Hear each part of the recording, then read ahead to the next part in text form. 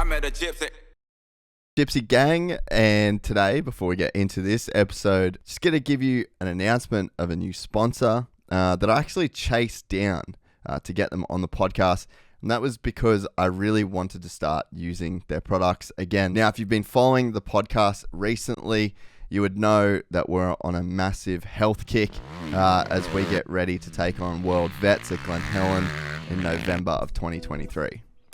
Athletic Greens is not only an all-in-one formula that helps me just cover all my nutritional bases, it's also the first healthy habit that I have that starts every single day. It sets the tone for a healthy day and just keeps my eyes laser focused on Glen Helen at the end of the year. Definitely notice improvements to my skin and massive improvements to my overall gut health. AG1 is packed with 75 vitamins, minerals, and whole food sourced ingredients of the highest quality that are able to offer gut health support, mood support, can affect your energy each day, and contribute to overall healthier looking hair and skin. Go to athleticgreens.com/gypsytales if you want to get that free year supply of vitamin D and 5 free travel packs added to your first order. Thanks so much to the guys and girls at Athletic Greens. We're excited to have you on board. Smell. Yum. It's actually pretty good. Oh, it's way better than what I thought.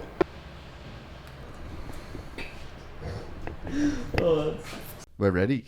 We're in. We're doing it. It's happening. Dean Lucas. Sam, what's your last name? Purdie. Sam Purdie. Yeah. Sam Purdie. Purdie. He's Purdie. We got Dean Lucas. Are we ready to and spread some Sam love, Purdie. Gypsy? Yeah. Are we ready to spread the love? The boys are in here. Deanos in here for his third consecutive, or is this fourth? Fuck. We're getting heavy numbers now. Is it your fourth year in a row? I think so, yeah. I'm back now, though. Yeah, I was you're thinking here. back the first one we did, and I remember saying, I'm going to be back up here in like a couple of years or whatever. Yeah. And then like now it's happening. I'm like, That's just a ritual. well, now I'm here. Yeah. I'm like, I don't want to go now. Yeah. Well, yeah, the stages of Dean Lucas have been, I want to come do the podcast. I'm going to drive my van up to do it. And then next year, stayed at my house for like 3 days or something. And then the next year, you stayed at my house again. Yeah. in a swag. In a swag, 2 years in a row. Yeah. And then now you've moved here. Yeah. So we've slowly we've got you closer and closer. Well, after that time I came up, I kind of knew that like, yeah, This was the spot. This is a spot. Yeah. Yeah. You know when you just feel like, yeah, okay. Yeah, this is me. This is me. Yeah. And then COVID happened just after that. So it was like, obviously everything got pushed back. But you know, in the back of your mind, you're like, yeah, still going to get up there, still going to whatever. Yeah. But then you get like down a certain path and you're like, oh, we're going down here. It's like not the worst thing, but you just keep going down it. And then you just like realize, nah, let's go. So I'm so happy to come up here, man. Like, you know, when you come somewhere and you just feel like motivated just by being somewhere. Yeah. Like, Yeah. and just seeing people, not having to like say or like be like do more or be more. It's like just them doing that. Yeah. Is like, okay, let's go. Like, let's Yeah, go. there's like your vibe attracts your tribe kind of thing. Or just your you know? environment as well, Yeah. man. Like the Yeah. environment up here, everyone's so like friendly and like outgoing. Everyone's doing shit too. And and like motivating, super motivating. You know when you get someone, you're like, all right, people are doing it right. I should do it right. It's like you're just merging into, like a smooth merge onto the highway. Yeah. Everyone's already moving. You just come in. There's no traffic jams. No Like a one's fucking zip. driving crazy. Just like a zip, baby. yeah, just go in. That's a big jump though, to like move complete like your life somewhere. Like you would have known when you went to America. Like it's a big like going into fear, hey, of like this could not work out as well. Well, dude, the first week of being in Dubai, well, did Dubai, and then the F1. So like I was in Abu Dhabi for like kind of a week, and you just live in like a little weird F1 bubble. So it's like it's not real world. You know? You're at a race. But then as soon as all the boys left, I was like, bye. yeah. Oh, Fuck. see you, I'm pals. here now by myself. They're like looking down, bye. And then, that was when it hit me. I was like, this is fucked. Like that feeling of just the like fear of, so much uncertainty. Yeah. And, so but that's good though at the same time. Yeah. I feel like you want to put yourself in there like now and again. But well, because there's a point where I'm not going to want to do that. I'm just going to want to have my spot. Yeah. Not really move, but like, just get comfortable around like good people as well. Yeah. Yeah.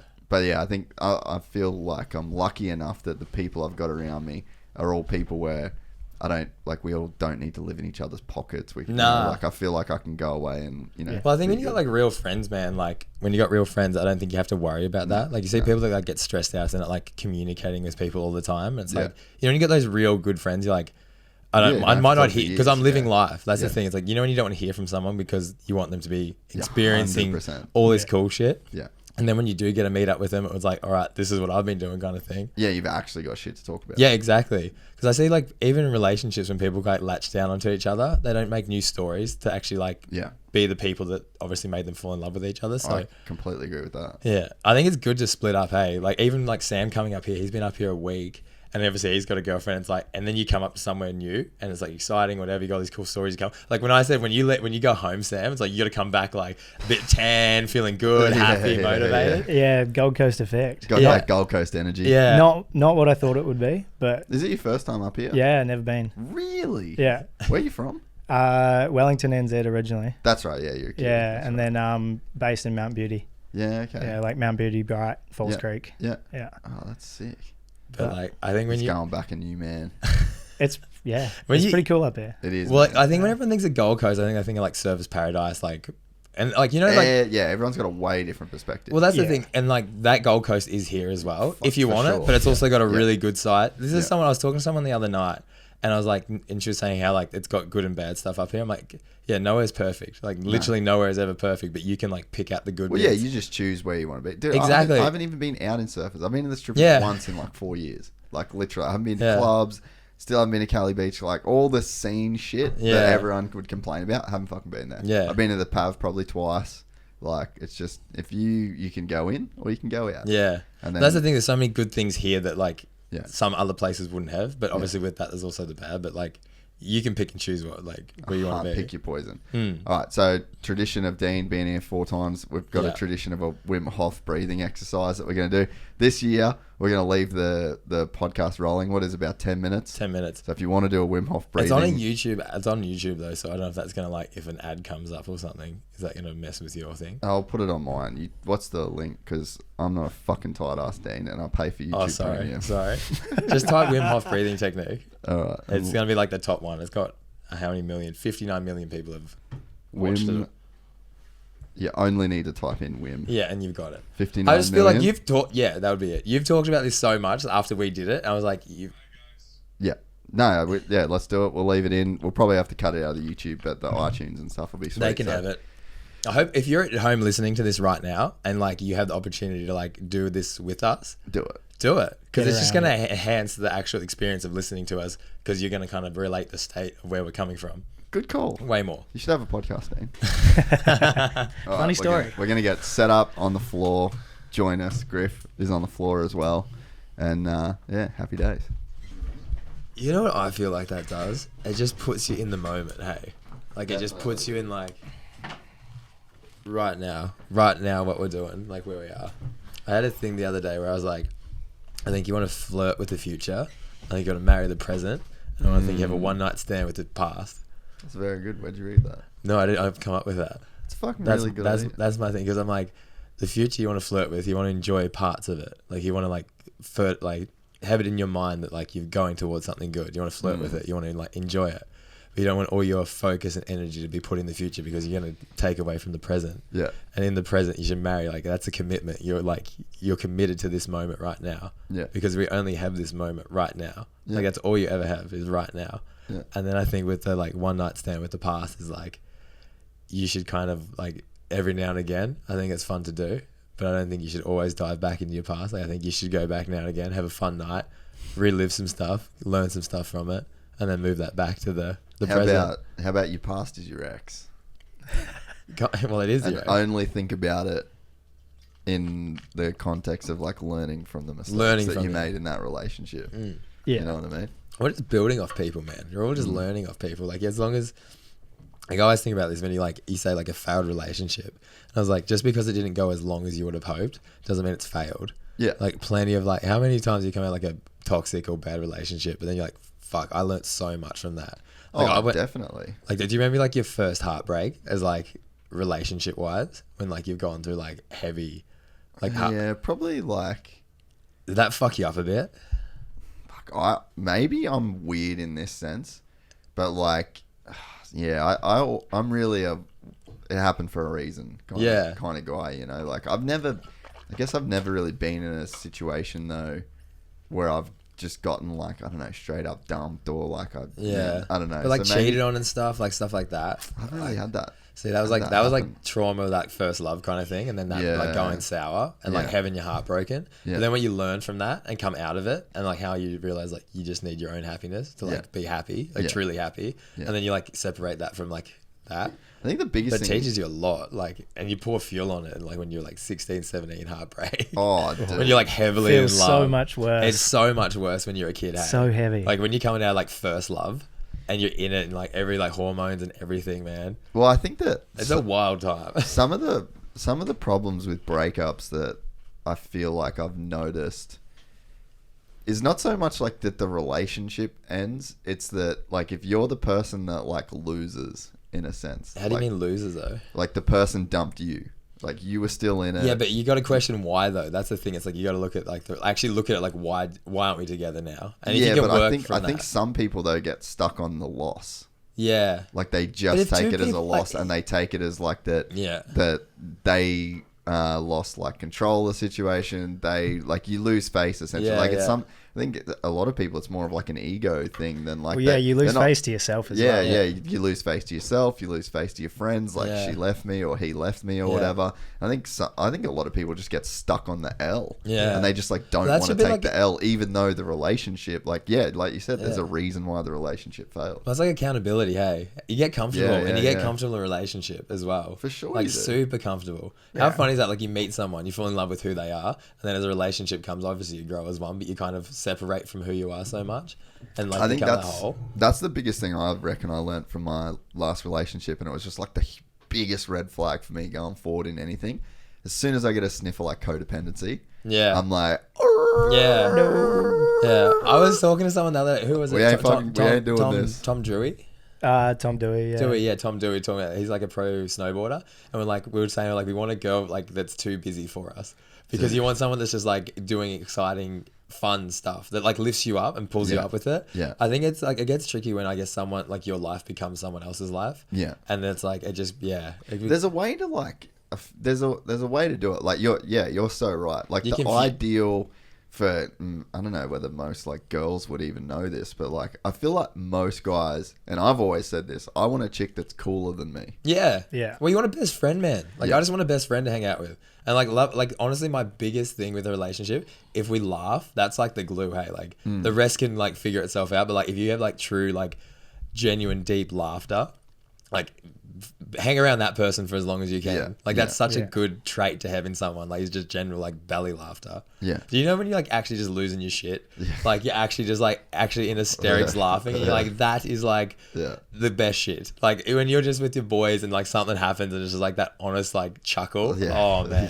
So if you find someone in a partner that makes you laugh like that, latch onto that. And just the like I look at it more days like a team thing too. Yeah, you know? You're building and something, like, hey. Understanding the problem.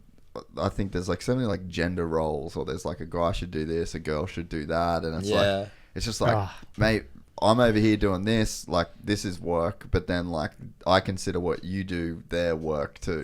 So it's like we're both working, like just because this makes money and this costs money or whatever, you know, it's like it doesn't mean it's not work. Like how to balance it all. Like let's look at this as like collectively this is what needs to get done today.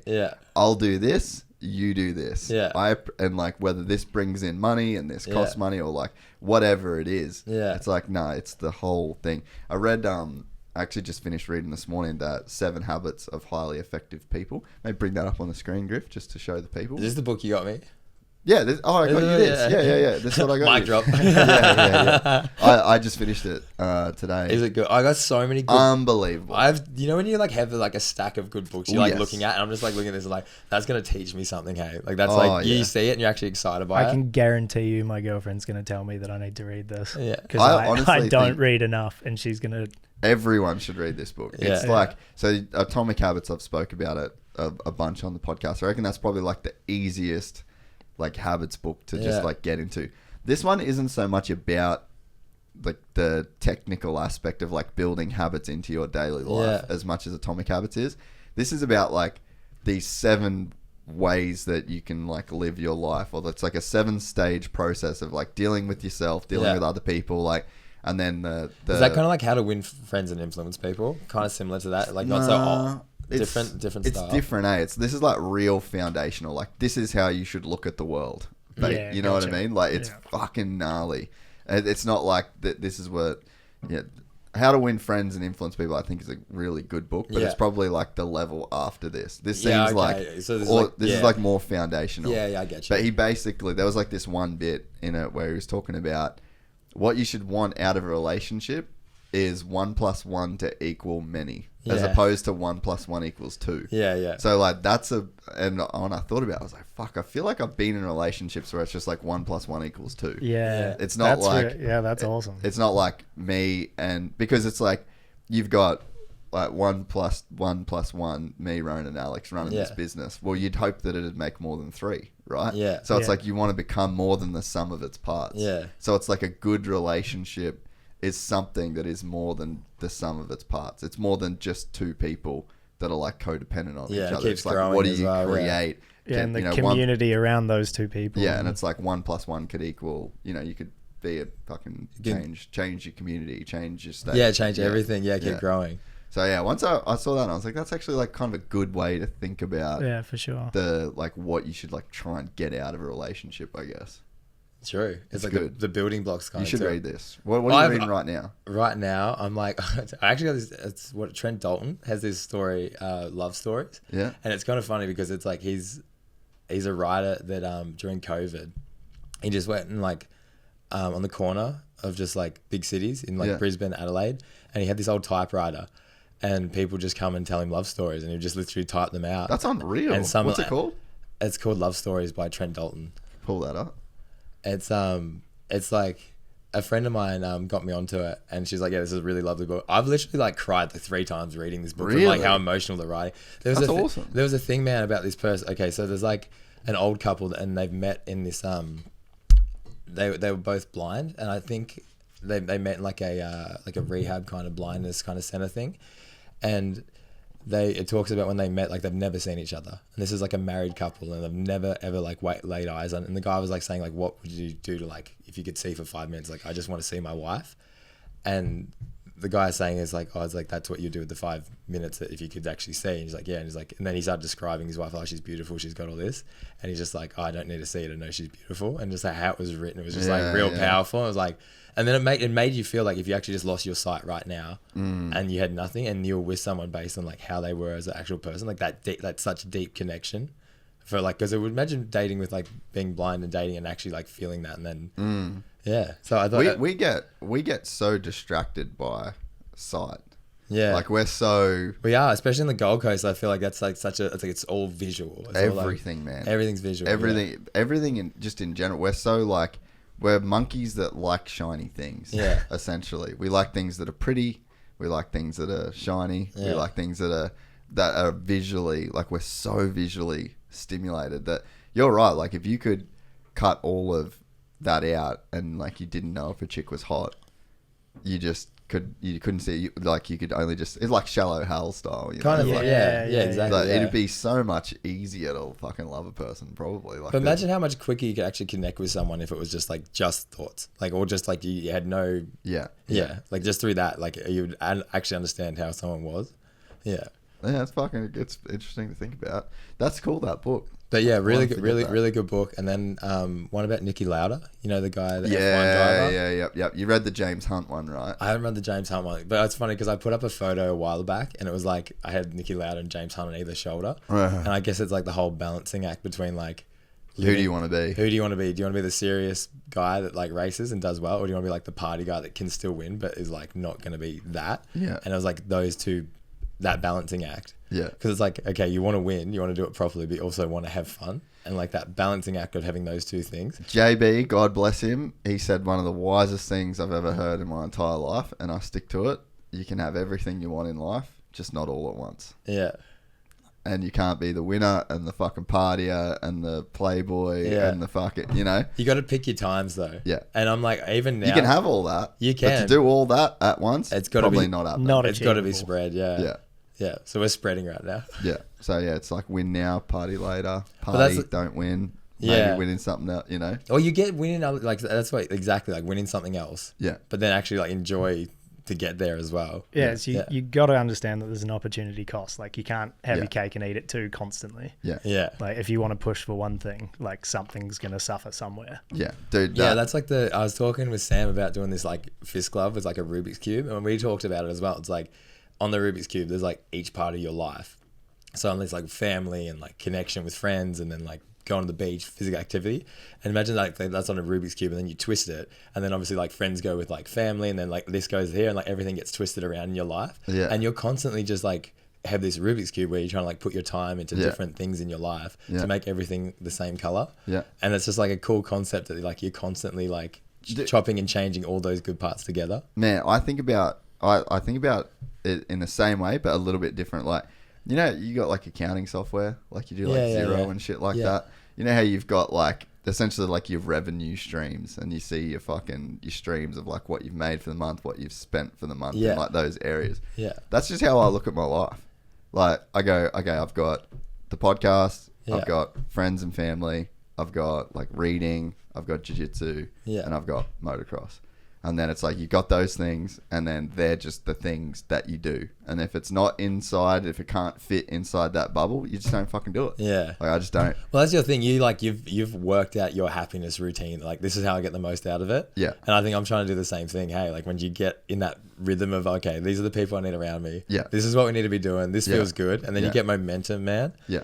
Momentum's so powerful. Hey. Dude, compounding. Compounding. It's compounding is what it is. I fucking hope I'm in the compounding. You know when you feel like you start going to the compounding point? Yeah.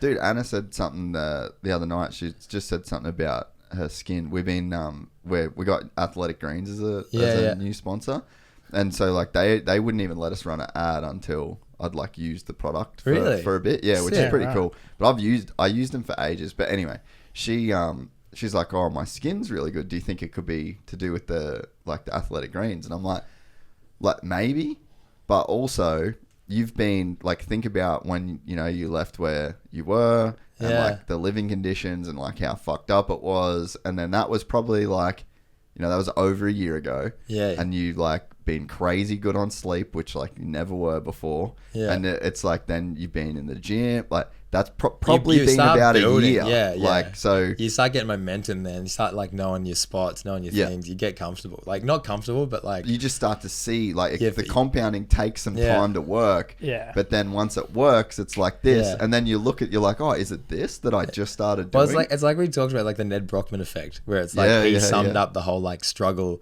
He struggled for so long before anyone gave a shit. Yeah. And then it was like that. But that's how most things are in life, man. No one cares about you until like that last 5. You're the 10-year overnight success. success. Exactly. And it gets like talked about so much, but it's like, you know, when people see you for here, it's like, oh man, that took some work to get there. Yeah. And you understand like, there's a lot that goes into it. Well, like even it's literally everywhere. Like that's probably the biggest thing that I took out of the Atomic Habits was just like compounding, like really the effects of it. And then there's another really good book, Griff. Can you pull it up? It's called The Psychology of Money.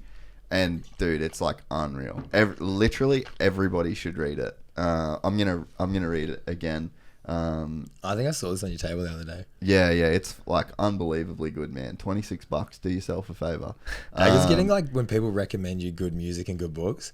A friend, Angie, she like, you know, Fred Again. I never heard it before. Put me onto that. You know, when someone puts you on like good music and you're like, okay, dude, Fred Again is out of control. You know when you link a good part of your life to music as well. Yeah. So forever, me at this age is linked to Fred Again coming up here and like getting compounding interest and getting going. So it's like, I think it's cool. Yeah. Well, so this book here talks a lot about like compounding as well. Yeah. But I just think that people, you don't understand like that conversation was the perfect example of like not understanding the effects of compounding. It's like, nah, you've actually been on It this just gets program better, for a yeah. year. Yeah. This is the, like, you should expect to see these results now as a... How good is it when you see seeing it though? Like, Yeah, when, you know, when people comment on it, you're like, oh, like, I've been working on that. yeah. And it's the combination of so many small decisions made over a long period of time. Yeah. Like, and that's frustrating. But then, you get that moment of like a year later, you're like, oh yeah, I did things and things changed. Well, when we finished, that was so cool. When we finished that clarity film we did, which was amazing, by the way. Good work, it's getting some positive feedback, hey? Really we want to good. create cool art, like really cool That was art. really cool. But they had this moment of like, at the end when like I watched it back and I like thought about what that guy's about to go into in life. And you know what I mean? Like you see back a little bit, you're like, oh, he's about to have such a good adventure again. Yeah. And like you see a moment, but yeah, that was... It was good fun. That was cool, man. How long did it take to film that? It was in a week. Okay. We didn't film every day. What's the music you got on there? Could we watch it here? Yeah, if you want. It's all It's all licensed. It's all licensed, yeah. Have you seen it, Griff? Yeah. Oh, it's pretty cool. We should watch it. I want to watch it again. We should chuck it on. Dude, it took us so backstory. Me and Sam met building this track 2 years ago. Like I was out there building, Sam came down. He was like new friends of mine from snowboarding because he does all the seasons in Japan. And where do you go in Japan? I did one in Hakuba, worst season in like 70 years. Really? It was COVID, so I had to boost out of the country early too, and back. it was just a bad snow year. Yeah. So that was my Japan experience. So he got back to Invik and he met up with friends of mine and he literally came down, like he was just walking down the track. He's like, hey, we're building this track. And he got real keen to work on it with me. Like no one would ever come build tracks with me. And I find it like quite like, it's like gardening. Dude, it's the best. It's like you're creating. It's like, I feel like it's shaping, and I really feel like it's the whole thing around this is like, we're trying to make like cool art. Yeah. Which it is. Wait, what are you doing Saturday, by the way? I'm chilling. Come ride? Nah, I'm gonna have a day off. We've gone hard, man. Like, Sure. like literally every day. Come relax down the farm. Yeah, I might even just come chill. Yeah, we're gonna like have a working bee down there, like fuck around all day. Sure. Yeah, I just want to chill. Yeah, I probably won't ride, but I'll come hang out. Yeah, sweet. Yeah. Anyway, let's watch it. Let's watch this real quick.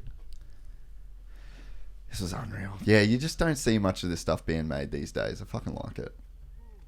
Yeah, so we actually met on this track, like met out there, and then we started working on it, and like literally. Full screen group. The VO's cool too. You know, I ran down at 3 a.m. to get the coffee to make that because we forgot it. And I had these slides on and I'm like literally like bare feet almost running down and then e-bikes back up. And it made it just taste that little bit better. Yeah. You can kind of just shut off and appreciate the time to yourself and the clarity that comes along with that.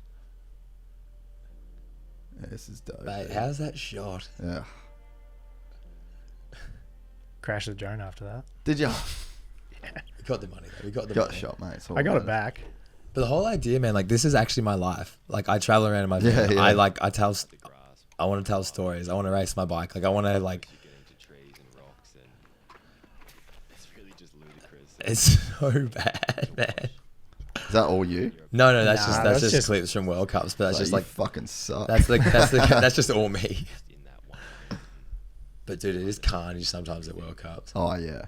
you're in this. The Friday Vital Raws are unreal. Oh, I can't watch like the pink bike fails and stuff. Yeah, some of the just over the bars are horrible. From the outside, looks like the house is burning down. But from I loved this. This what? pure bliss. From the outside, it looks like the house is burning down, Yeah. but on the inside, it's pure bliss. I fucking love it.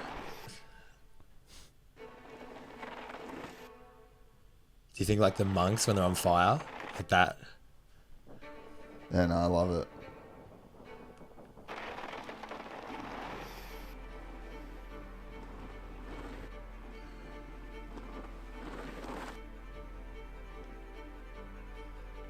That was the first shot we got of Yeah, the whole that's- movie. That's insane. That was the very first shot. We're like, we've set the bar to here. And that was, That's got to feel good. dude. You're such a good rider, Dean. Oh, thank you, mate. I'm actually like, when I'm happy, I ride really well. And I was really happy at this point. Aggressive. This was sick. So we built this track over 2 years. Like hours and hours and hours. I actually went to Derby and got motivated, came back and was like, we need to make it better. Dude, how good is Derby? Oh, my favorite place in the world. Everyone Same, bro. go ride your bike in Derby. Go see the Stoke Wizard and ride your bike in Derby. Definitely see the Stoke Wizard. This shot gets me so keen to go racing. Just, oh, Sammy, fucking. I love it, eh?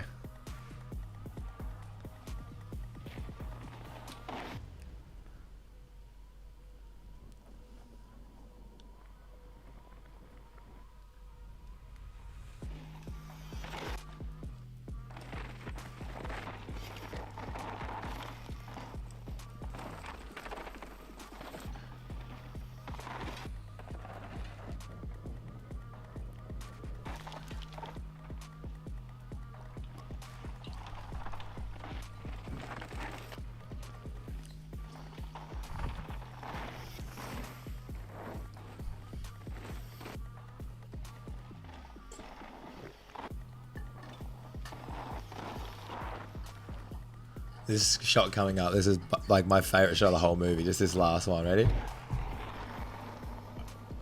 Yeah. For whatever reason, I just find that is like the sickest like just.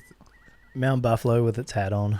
So when I watched this back, I like looked at myself here and I was like, you don't even know how good your life is about to get. Like, you know, when you kind of look back and you're like, dude, if you knew what was about to like dive headfirst into. Yeah, that's so true, eh? It made me think back to that moment. I was like, oh man, that's so cool. But I think that's how you should set your life up, hey? Dude, I agree. And that you was were unreal, bro. Oh, I'll play this. We got some bloopers. The fly kept going around when I was trying to say clarity. Hey, what are we doing, Dean? We're going to ride bikes. You're going to be swinging off a laptop in there. So off it. It's, Sick bag. Oh, how good. he normally shoots on Canon, so we're giving him shit because he had a Sony, yeah. Riley Matthews, everyone. Absolute That's legend. right. Yeah. I was so Oh, wrecked, fuck. dude. You know when you see in your eyes, like I was done, hey. That was like 3 a.m. to like 10 p.m. or something.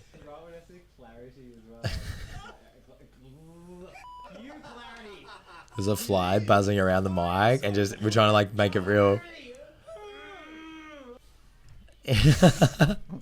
Fuck with. Oh man, but that was epic. Like Congrats on that, eh? It's Thank good. you. Like, and we wanted to Cheers. like literally Sam coming up here. We're just like, let's get as much cool content, Dude. And you honestly, you're a big motivator for this, seeing how you've like grown Gypsy and like what you've done with that, Oh, appreciate and showing it, that like branching out, because that was a big thing I never did, was branch out, and like the whole like many people can like, obviously if you got many people on your team, Yeah. you're gonna have a stronger team. Yeah. So I'm just like out like the things that I want to do, because I love doing the podcast. I love doing the media stuff, but I couldn't do all You of can't it. do Eh? it all, no. I do not know how Jack Moyer, that man is an animal. Yeah. Because to win, I always say to win that overall, but then to grow his channel in that same rate, I was Psychopath. like, the work I saw that man put in was just like, he would literally finish 100K, whatever ride, full training day, back laptop, Yeah. Moi TV, push that up, go to bed, repeat. You just got to get into a weird zone. Wait, come in and Sorry. you're doing what Sam stand did. up. What's about? It's like the fucking things on angle. Where do you want me? Just just across from me. Just Okay. stare into my fucking. Perfect. Come this way a little bit more. This way. This way. Look this way. So, Yeah. Now bring the mic to your face. we need couches, man. No, I need a couch. Dude, back support's great. I like, this is what happens when you get guests in more than like once. So like they Yeah, start they just recording, get too they comfy. This get is comfortable. They get Deep comfortable. Yeah, fucking project was sick. Like, To be fair, I feel like we're not far off that. that's fine. Nah, I'm here for it. What were we talking about? Just the build, how we want to create art and just like Yeah. build more projects. And Sam coming up here, like we've been going. He's crushed it. We've too. been going hard this like last week, but you know when you you start to get that momentum and you Yeah. start to see like the return and like Yeah. everything, and then you're like, all right, let's like put in on this. Yeah. There's like I listened to Mac Miller the other day, and he has a quote where he's just like, what did he say? He's I'm like, a workaholic with a passion in my heart. Yeah. And it's like, What's if you've got the, passion, there's a Jack Harlow line. Some people call it a scary obsession. I just call it a passion. yeah. Yeah. But that's how you need to do it. If you want to go in on something, like if you want to be the best at something, Yeah. you do need to go in on it. Dude, And that's the thing, the balance. And that's what I was talking, like the whole Nicky Lauda and James Hunt thing. It's like, Yeah. how do you balance that with that? Yeah. And I think I'm kind of getting to like a good level now. Yeah. Of like, Well, dude, you saw me over 3 years yeah. and like the different stages that I was in. And there was like 2 of the trips that you came, the last 2 that you did, Yeah. Like I'd probably just driven the same fucking route to work and back and to the gym and back and to QMP and back. Like if you could have had a heat tracer of where I walked and what I did in that period of 12 months. Yeah. Where you came and came back again, mate, I didn't fucking move. You know, like I was in it. Yeah. And I picked my battles. I picked the shit that I wanted to do. I read like fucking 32 books that year, you know? That's like, dude, even now, like for 2023, I just wanted to use that as a year of like just growing myself. Yeah. Not worrying about all this other shit that I think comes along with it. Like if you actually put effort into you and like good, proper time for just you, like not for any other outside like influence, but you know, just like start to pick up that momentum and like get that positive like feedback loop of like, I'm doing the right thing. I haven't been around the right people. Well, one thing I learned, I can't remember exactly where I read it or heard it, but it's that I think it might have been Mark Manson, that momentum comes before motivation. It's like you've really got to put the work in when you don't want to. Go to the gym when you don't want to. Put extra hours in on the computer because then that's going to build the motivation once you start getting once you see the results. Like I feel like, but it's just getting off the ground, and that's where I think like a good coach, or even the podcast, like getting someone to say something to you. Yeah. Like I get stuck sometimes like motivational reels, but sometimes by the end of them, like I want to go ready to run through a fucking wall. Dude, have you seen the one where it's like Apollo Creed and he's like, there is no tomorrow. There is no, he's like yelling at Rocky. I watched that, man. I'm like, I gotta go running. I need to do something. Like let's go. Like it actually motivates me that much to be like, what happens if this was all done? Dude, there was a crazy day. I remember it would have been in that period I was just talking about. Yeah. And I was editing just some bullshit. Like I used to leave here and I used to go home. I used to get Uber Eats and I literally used to take my fucking computer and hard drive from here straight back to my house. Yeah, like, because I just had to leave here. You had me in a comfy swag though. I do have a comfy swag. Shout out to ARB, Danny Brown if you're listening. There we go. But I literally would just go home and do the same thing every fucking day. And I caught myself one day. I've got like the iTunes, you know, like the dashboard that tells you how many people have listened to it, right? Yeah. Posted something, edited it for like 15 minutes, went back, looked at my iTunes numbers.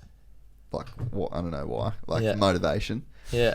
Went back, did some more work, went back, looked at and in that moment, I fully caught myself and I was like, actually, this is fucked up because whatever number I see on that screen, it's up to me to subscribe some kind of motivational value to it. Yeah. So, like, what's the fucking scale here? This is the thing, man. It's like, what's enough? Like, what's enough? But it's like, what's enough in any context of that? But it's up to you. Exactly. And it's like, so I was looking for this external motivation. So I'm like going to this place to look to this external source of motivation, and there was going to be a number on the screen that whether it was 10,000 or 1,000, I would have felt more motivated by 10,000, less motivated by 1,000. That's a fugazi number. Yeah, like, it doesn't make any sense. It literally, it's like how many views on YouTube right now are going to make you happy? Yeah, it's like, what does it matter? Yeah, it's going to go on forever. You're going to internalize whatever you see, and you're going to tell a story back to yourself, whether it's enough to motivate you or whether it's enough to delete your channel, delete your podcast, delete your Instagram, and fucking pretend that the whole thing never happened. Just go MIA. So either way, it's up to you. Yeah, you can choose. So it's like, what the fuck is motivation? And if you're and when you know that you go external and then you bring it back internal and then you decide from there, then it's like, just skip the fucking external part. Skip where you look at the iTunes numbers. Skip where you look at a reel. But just be more present, man. Just be like more present. Like that's the thing. Just put it out there and then just that's the one probably like favorite thing about podcasting. I feel like, I guess when you go down like the whole YouTube, when I put out a podcast, man, it's like it's out there, and then people in real life come up to me and tell me like I've helped them and they've got something out of it. I'm like, that's a positive experience. You don't need to like buy into all like the comments and likes and all that other shit. Yeah, it just feels like a real thing, and I think that's so great. Like why podcasting, like the whole storytelling thing, is still so popular because it's like people generally just want good stories to be told. People want to have good chats themselves. Exactly. So yeah, people want interesting listening to good chats. Well, the thing is that I also. That is both true, but I also think that there's like an internal conversation that's going on in your own head all day. And so it's like, whether you notice that it's there or not, like it is actually there and it's constant. So when you put on a podcast, this is why like I don't really watch TV It's why I never put on the radio. It's why I don't have ads on anything. Like I have YouTube Premium, I have Spotify Premium, I have like everything Stuck in your own premium little that gypsy world. yeah, that I don't, because Yeah. the inputs that you that Well, dude, there's inputs and outputs. Yeah, right? everything gives you energy and takes it away. Everything. Fucking 100%, everything. bro. And I noticed when I went to Falls, you notice in people high energy and low energy. Like obviously at music festivals, like everything's over exaggerated. Yeah. But when you see people that come really like energized and you're like, oh my God, and like they uplift gives you. you- yeah. You get energy, and then someone come up and be like real down, and you really notice it. Yeah. But that's like in life, man. Like you can pick and choose who those people are. Oh, and you know when people are like, 100%. oh, I can't because of like some weird relation to them. I'm like, Yeah. you create your own world fully. Yeah. You can cut anyone out. Oh, anyone for out. sure. You can bring anyone in. You can like craft it however you want it. Yeah, But and- this story you're telling yourself, you're like, oh no, I can't because of this or that. It's like it's all bullshit. Yeah, and that it's like curation, like you said. So yeah, that was a thing for me a few years ago. I was like, no ads, no fucking TV, like just no. I want to be able to control the inputs. Yeah, what you because get the out. inputs, And see what you get out. Yeah. yeah, the inputs determine the outputs. Yeah. You know, like the inputs have to come first before Yeah. outputs, and it's like thoughts, actions. You know what I mean? You very rarely. You can't put in that much good stuff and not have good stuff come back. Yeah, and, It's and like- that's to your point. Like I think people like listening to podcasts because you can control the input. It's Yeah. like if you've listened to every one of your podcasts, you know you're a super positive person. Yeah. You've got really good uplifting people, Yeah. like X, Y, Z. So then it's like, okay, I've got the conversation that's going on in my Yeah. head. Let's clip that for a minute. Let's go to this guaranteed good conversation with these good people that I relate to, and then that's a good long input, and then this Yeah. is like the output, you know. Yeah. And I think that's probably one of the things that people are like really enjoying in that world. Yeah. And I think about this too, and I say this to people all the time. Like, I feel like what we're doing right now is no different to having a campfire 2,000 No. years ago. Yeah. It's like And telling a story yeah. around a campfire. Yeah, exactly. It's such our like a cult- fundamental medium. You just Yeah. get to have a slightly bigger second ring of the campfire of the people Yeah. that listen 100%. and feel like they're part of the conversation in a way. Yeah, 100%. Because I feel like in our culture, like we put old people in like nursing homes, and it's like, all right, go on. Like we it's don't. weird. And when you go to Europe and you see like the connection of family and Yeah. like learning from them, and actually like learning from older people, not just being like I know best because like I'm a bit further ahead kind of thing. yeah. Yeah, I think in Australia, like the culture is like you kind of Dude, shut off from it. Google the like the I guess like global population age demographic. Oh, it's a big shift, isn't it? Where there's about to be a fuck ton of old people. Oh, real? Yeah, this whole population. it's Have you seen like all the insane, population collapse that like Jordan Peterson and stuff talking about? Yeah, it's bad. It's like real bad. But then I think AI and stuff comes into that. So visualizing the world's population by About to fall off a 2020. cliff. Yeah. So click into that one, Griff. Let's just see what it gives us. Because There's- how many people do you know that actually just don't have kids? Like I know, like more so I know don't than would. Go down. So yeah, keep going. Up. Just get us. How right. funny is it that like we don't even know like So we're see so, we're all so those. we're so new to this that this is all new information. Oh, we're like, figuring it out. Like, yeah, as it's we coming. fucked up Yeah, basically. yeah. So yeah, you got that We're under. not mixing this pop right. Nah. So it's supposed to be like a pyramid. Like see how it's like a pyramid like that. It's gone down. But see how it's as the next kind of few years go along. That pyramid, like those people are going to go up, and it's actually the Yeah. pyramid's going to reverse and Yeah, switch yeah, around. yeah. So yeah, we're like so used to Australia's only 200 years old. Yeah. So we're used to just like farming people off once they're 70, 80 years old. Just like all Done right, with you. put you in the nursing home. But what happens when that's like a significant part of the population? Yeah, that's everyone. And that's what's coming in like the That's- next 20 years. That's everyone. Yeah. Yeah. It's gnarly, dude. So yeah, but you're right. Like you just fucking. All right, so yeah, you're old, you're done, you can't. That's what I mean. You don't. Yeah. Yeah, you don't have these proper connections with people, and I think like that's something that's really missed. Like, Did I tell you that I was watching that video about the 90-year-old dude? And oh man, I watched this video that like fully go to like YouTube and just I don't know what it would have been. It was like Can we watch? 90-year-old what I learned about death or something like that. Can we watch Hugo Frixalon's Tempo? I watched this today. What is it? It's I don't know if you'll be able to play. It's a riding video. Riding. Yeah, like a mountain bike riding video. And like when you see something like it's kind of like I guess I'm down to watch it. Yeah. A 90. So let's just no sound on this. Don't show it. Everybody should YouTube this video. This is like fucking heavy, bro. You want to talk about like perspective? 97-year-old philosopher faces his own death. It's by The Atlantic. And scroll down a little bit. Just scroll down on the page. It has 4.2 million views for 2 years ago. It was posted. So this guy, like, you basically like watch his life. You watch how he gets in and out of bed. You watch the way that he has a 24-hour carer basically. Or maybe she's not 24-hour, but she just like comes. But you watch this guy, just like how hard it is to get out of bed. Now this is a guy that is a philosopher. He's like made a lot of money. He's wrote a lot of books. You know, like he's not like a fucking multi-squillionaire, but like this is a dude that's lived like a really good life, right? 97-year-old. This is the fucking reality of where we're all gonna be. And I watched this, and I was just like, enjoy now. Who cares about having a hot wife at 25? Like, what you need is a wife that is going to be healthy enough to stay alive with you until you're 97 years old. So you got some company when you spend 18 hours a day by yourself, barely able to get up there. Like, dude, imagine having that many good friends though, that they just come help you out. that's the kind of life you want to build. I would like honestly. Yeah, but they're all getting old too. Yeah, they're getting old. We can get old together. Let's just go die on a farm somewhere, like having a good time. But I would much rather like.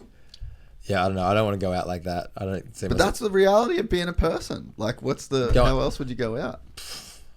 I don't know. There's a lot of action sports. True. There's a lot of things that 95-year-olds shouldn't do. Yeah, get into cliff diving or something. Get into like base jumping. Well, I mean, that's an option. But if you like, and I think can you imagine doing that though? Actually, like going base jumping, like those guys at Red Bull, like wingsuiters and stuff in Europe. Like, imagine doing that. No. Imagine having friends that you could die, and they would die all the time. I fucking had a friend die last year from fucking wingsuiting. Did jiu-jitsu with him for fucking 5 years. Dude's a legend. And then I go to training one day, and they're like, Dimitri's dead. Imagine that life living on that. So, like, that's such a like high level of like, let's overcome fear. It's a knife edge. And he had just had a kid. Had a wife. And you know, the most fucked up part of it is you're just not surprised. But that's what I mean. Like that's what sucks so much. I think about like that, and like I don't think that's fair that you want to keep doing. But then it's yourself as well. It's like it's so hard to balance that. Yeah. I think I'll just like take less risk though. I feel like there'd be, but then he probably thought he was taking. It's so hard to tell because you don't want him to lose the passion of like pushing himself. But when you have like a family to like support, fuck. Yeah, gnarly though, man. But yeah, I mean, like this guy, like look at his feet and shit. Even like it's fucking so heavy. I mean. The good thing about it is I think by the time we're 97 years old, there'll probably be some like crazy tech to where like Walt Disney just freeze me. Dude, you'll probably just be able to be in a robot. You know what I mean? And like no joke. Like that's genuine. actually. Do you reckon that's how fast we'll go? Like the whole like fuck yes. Like Chappie, like you know that. Bro, have you give seen? it another 50 years? What the hell's gonna happen? True. Have you? Are you seen... thinking about like World War II wasn't that long ago, and we're just like dropping bombs on each other like that shit? Dude, it was like one person. World War II, we were still fucking stabbing people with a bayonet at the end of a rifle. How fast is like this? Like, have you seen the Neuralink demonstration? No, see, I don't want to. I kind of like. Bro, that's what I mean. Like, we know you're going into it. Type in Neuralink, Elon Musk. Are you kind of like this whole just like just be free to it, just like lean into it and just let's go? Because like, I don't think people like us really have a choice. Well, that's the thing. You're in it. You're in it anyway. We're along for the ride. Yeah. So just enjoy that ride though. Yeah, go to this 10 minutes. Don't show. Just show some of the So like, just go to this bit. Go to this bit here. This is a monkey. Typing with his fucking brain. What? Straight up, bro.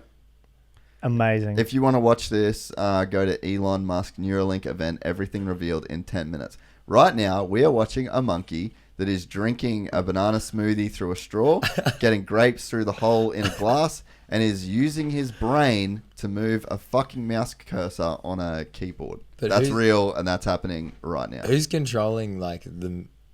What do you mean? Like, the monkey's controlling. What's the question? Who's controlling the monkey? The monkey. The monkey, but like, what's he connected to? So the monkey has a Neuralink. Go back a sec, Griff. But what is the Neuralink? What is that like? Have you not? So there's a thing. Pause it. So there's that thing there goes in your brain, right? But what is that thing? It's a chip. Yeah, but what is okay? I was like, Well, yeah, I mean, where does it break down to? Like, where does it come from? Like, what is like the basis of like where? I don't understand the question. It's like a fucking microchip. Yeah, I know, I get that. So like it goes in your brain, But- and then it's got these. But how's like a microchip made? That's the thing. Like I you don't know. you trace this way back because it's obviously that's going in your brain. Oh yeah, it's someone. You're pulling it from. Yeah. What? Wait. No, but We've- we've got a no, but it's like a pacemaker. Yeah, exactly. But you're still like getting something from like. Yeah. How does a microchip actually create? I don't know how one's created. I don't know either. But But if they're putting that into your brain, I don't wouldn't know you how. want to know? I don't know how an iPhone works. Yeah, true. You know, I got one of them. I'm assuming Neuralink, it just connects to neurons in your brain. Yeah, basically. So Someone's gonna be listening to this and be like, "Oh my god, it's just so Fucking ding. simple." They probably want to connect us to this. Yeah. Like first clients. Can you just up Dean's IQ by 50 points just for like the next 3 hours? Just boost that one Just for a boost it minute. up, boost it up. Oh, there we go. But yeah, so there's a Neuralink. It goes in your skull, and then Yeah. there's like all these electrodes. That there's like these wires, and then this robot. You can actually see it happen. Just play the video, and then we'll like kind of explain it as we go. But yeah, so it goes into your brain, and then those. I guess it like connects back to the computer or the phone or like whatever interface Yeah. you're actually using, and it just makes it so you can control whatever it's interfaced with, whatever Sure. it's connected to, like essentially with your mind, just by like where the neurons fire. But that's not all. Like it gets so fucking weird. Fast forward a little bit more. So Where are we going with this? Hey, like Dude, where so like this- what like okay, 1,000 years from now, 2,000 years? Oh, like, you don't have to go that far. Like you couldn't even imagine what that would look like. Like, Look you at know- this, right? So this is restoring. They're recording sight in a monkey brain, so they can literally record video from your fucking eyes, bro. And Oh, they're come on. No, seriously, look. So fast forward through a little bit more. So that neuron firing there represents that dot on that screen. So you can just record, like you can literally just record your Pete, life through your eyes. All right, so pause it. So this is called a visual prosthesis. So you know how you have a prosthetic leg for someone who's Yeah. missing a leg? So this Is is this- prosthetic eyes. Is this gonna cure blindness? Yep. So see that photo there on the right? Yeah. So that is how it would look to a person that's blind. They would be able to project that image onto their visual get that cortex. back. Yep.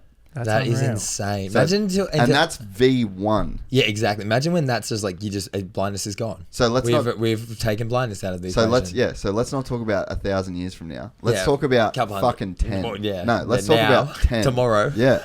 So this is what they're doing now. So go for it gets even crazier. Later on this afternoon, we're actually Yeah. getting some of these sent into the studio. Dude, it's fast forward a bit, Griff. It's fucking wild, bro. So I'm definitely new to I'm this. so out of the loop on where this is going, and Yeah. it's sick. Keep going. You know, and you're almost just waiting to see like this. So that's the Neuralink there. So basically those wires at the bottom, that's what this robot, fast forward a little bit. So this robot here does this surgery. So it like drills a hole in your skull. Where are we living right now? Like what year? Like what? It's wild, bro. So look at this. This is how the surgery gets done. It's they've done like it's all just legit now, you know. They Wow. reckon human trials later this year. So see, that's like a map. That's what the robot sees of the brain. I've watched this video like 5 times. That's what the robot sees of the brain, and then you're gonna see. Fast forward just a tiny bit, Griff. Yeah. So watch. This is the fucking robot. This is once it's drilled into your skull. Is it playing? Yeah, play. Yeah. Oh, this is horrifying. Watch this. Full on, bro. And bang, that's one. And it puts in like 1,000 of those things. And it takes, like, the surgery takes like 15 minutes, and it's all done by this robot. And that's it. You just gotta. And it's getting this live feed from your brain of like, because your brain's moving, so the robot's moving with your brain. Imagine like Skynet. Hey. Oh, You know, yeah. Skynet. Like Yeah. yeah. Like. So keep fast forwarding. So you got to see other shit. This Do you reckon thing can do. Arnold would come back? Would he come back like when AI is like Fuck yeah. he would lead the charge? I would. So see, that's how love it misses blood vessels, bro. Dodgers. I would love to like if it was honestly like men versus machine. Like if Terminator became a real thing, You'd want Arnie. I'd want Arnie to lead it. Or The Rock. Yeah, both. Jason Momoa. I think if we got those two, if we got those three on our team, we can't lose. How can we? Go to NZ. And just get a bunch. Can we get of Mark those Hunt boys. as well? Mark Hunt, we'll put him on the. He'll be on the team. I want someone who's got knees like fire hydrants. Wait, can we talk some fighting? So yeah, in a sec. Sorry. You got to see this. Keep going. So this is where it gets like fucking crazy for action sports people. So keep going forward a bit more.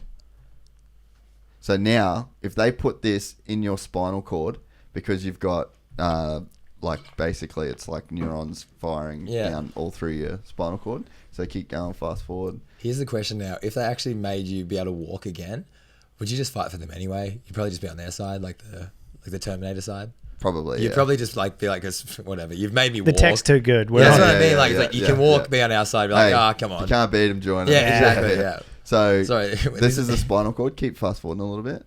So yeah, all right. So this is a pig that's got one in his back. So he's got one in his brain and then one in his back. So that's them modeling the information that's passing through the spinal cord as he's walking, and then the top one there is the information that's being created in his like cortex of the pig's brain, right? So now, and then you get all like the telemetry, right? So walking is just a firing pattern of neurons. So once you've mapped that firing pattern for the neurons, So now look, they're literally manually overriding the Neuralink and making that pig's leg flex. Stand up. So see stimulation up the top there. So when that's so like good for like professional athletes with injuries and overcoming stuff, like being paralyzed. Dude, think about the people we know that have been paralyzed. Yeah. That, you can start Imagine like, and you watch people like, Harry Binks triple flip, like watching something like that, you're like, holy shit, like this is like life and death. This is big. Yeah. But imagine having this like I think Brad Smeal, one of my mates, is New Zealander wakeboarder. Yeah. And it's like he's a quadriplegic.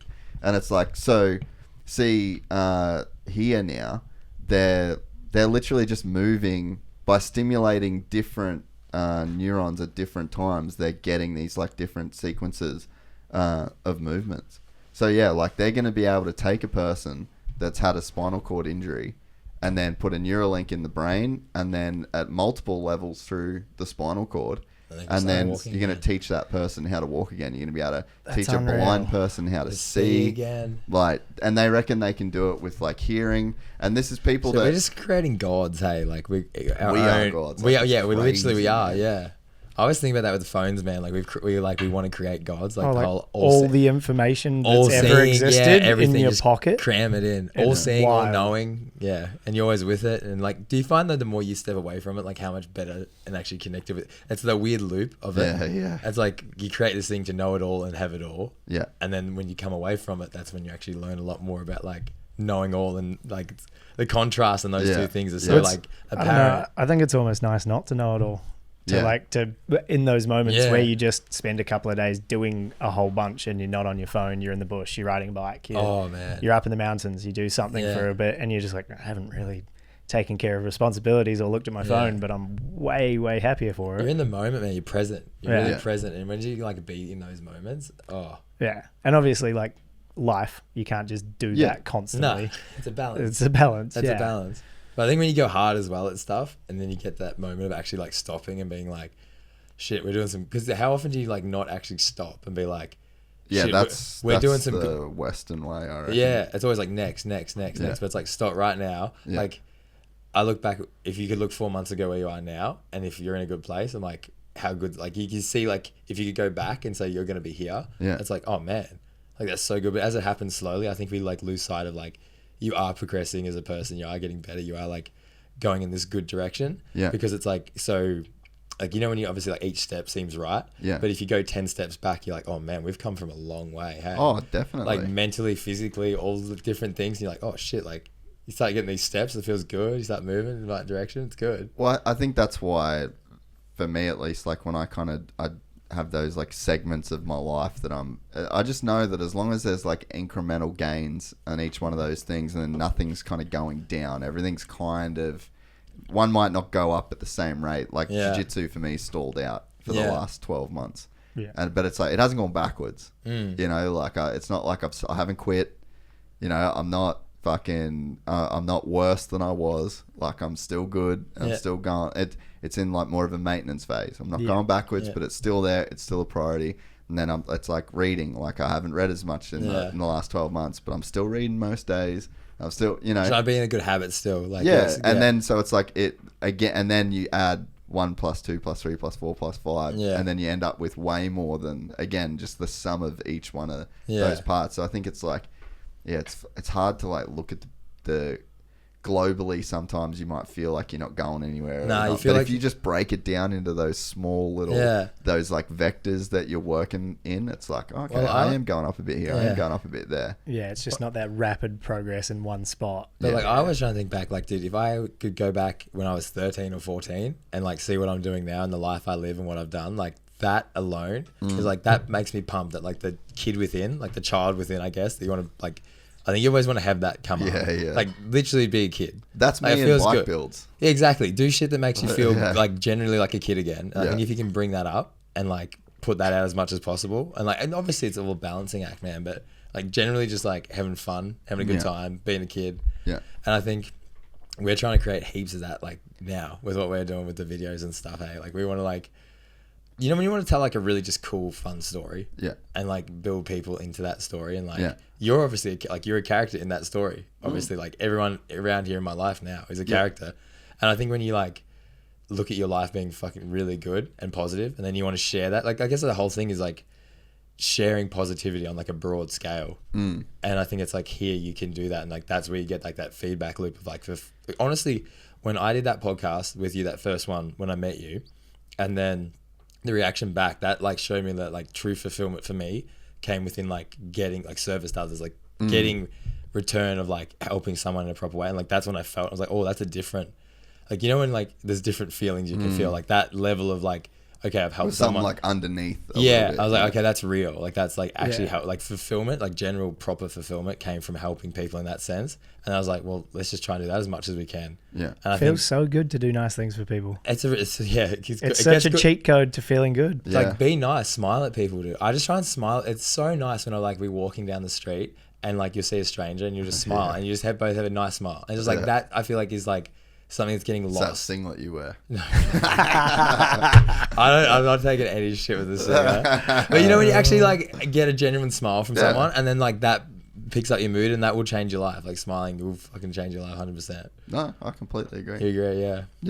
Yeah. No, it's I think even like for me doing this, like you kind of reach a tipping point where you know, like I just know this is like a good thing to do. You're seeing the return from it. Yeah, like how many people you've actually helped, like on a broad scale. Like even if it's one. This is someone said to me the other day. They're like, I was talking about a podcast when I was at Falls with these guys, and this like girl came up and she's like, oh, who's gonna listen to that? I was like, two people. That's what I meant. She said like, oh, 2 people listen to that. I was like, that's one more than I thought might listen. So it's like the scale of how many. Did the chick actually say that? Like she was being a bitch, or she was kind of being a bit like, and then like it made me think about it. I was like, yeah, that's enough for me. And then she was like, oh yeah, like she was like kind of, I think it was like off the cuff kind of thing. Yeah. But then she actually like, I made her think about it as well. And then she kind of came back and she's like, oh no, that's cool, because it doesn't matter like how many people actually. Well, it's like if one person, if they can go home and be like, okay, I heard something that positive like impacted my life going forward. Yeah. Like that's a good thing. Just one person. I think we get so caught up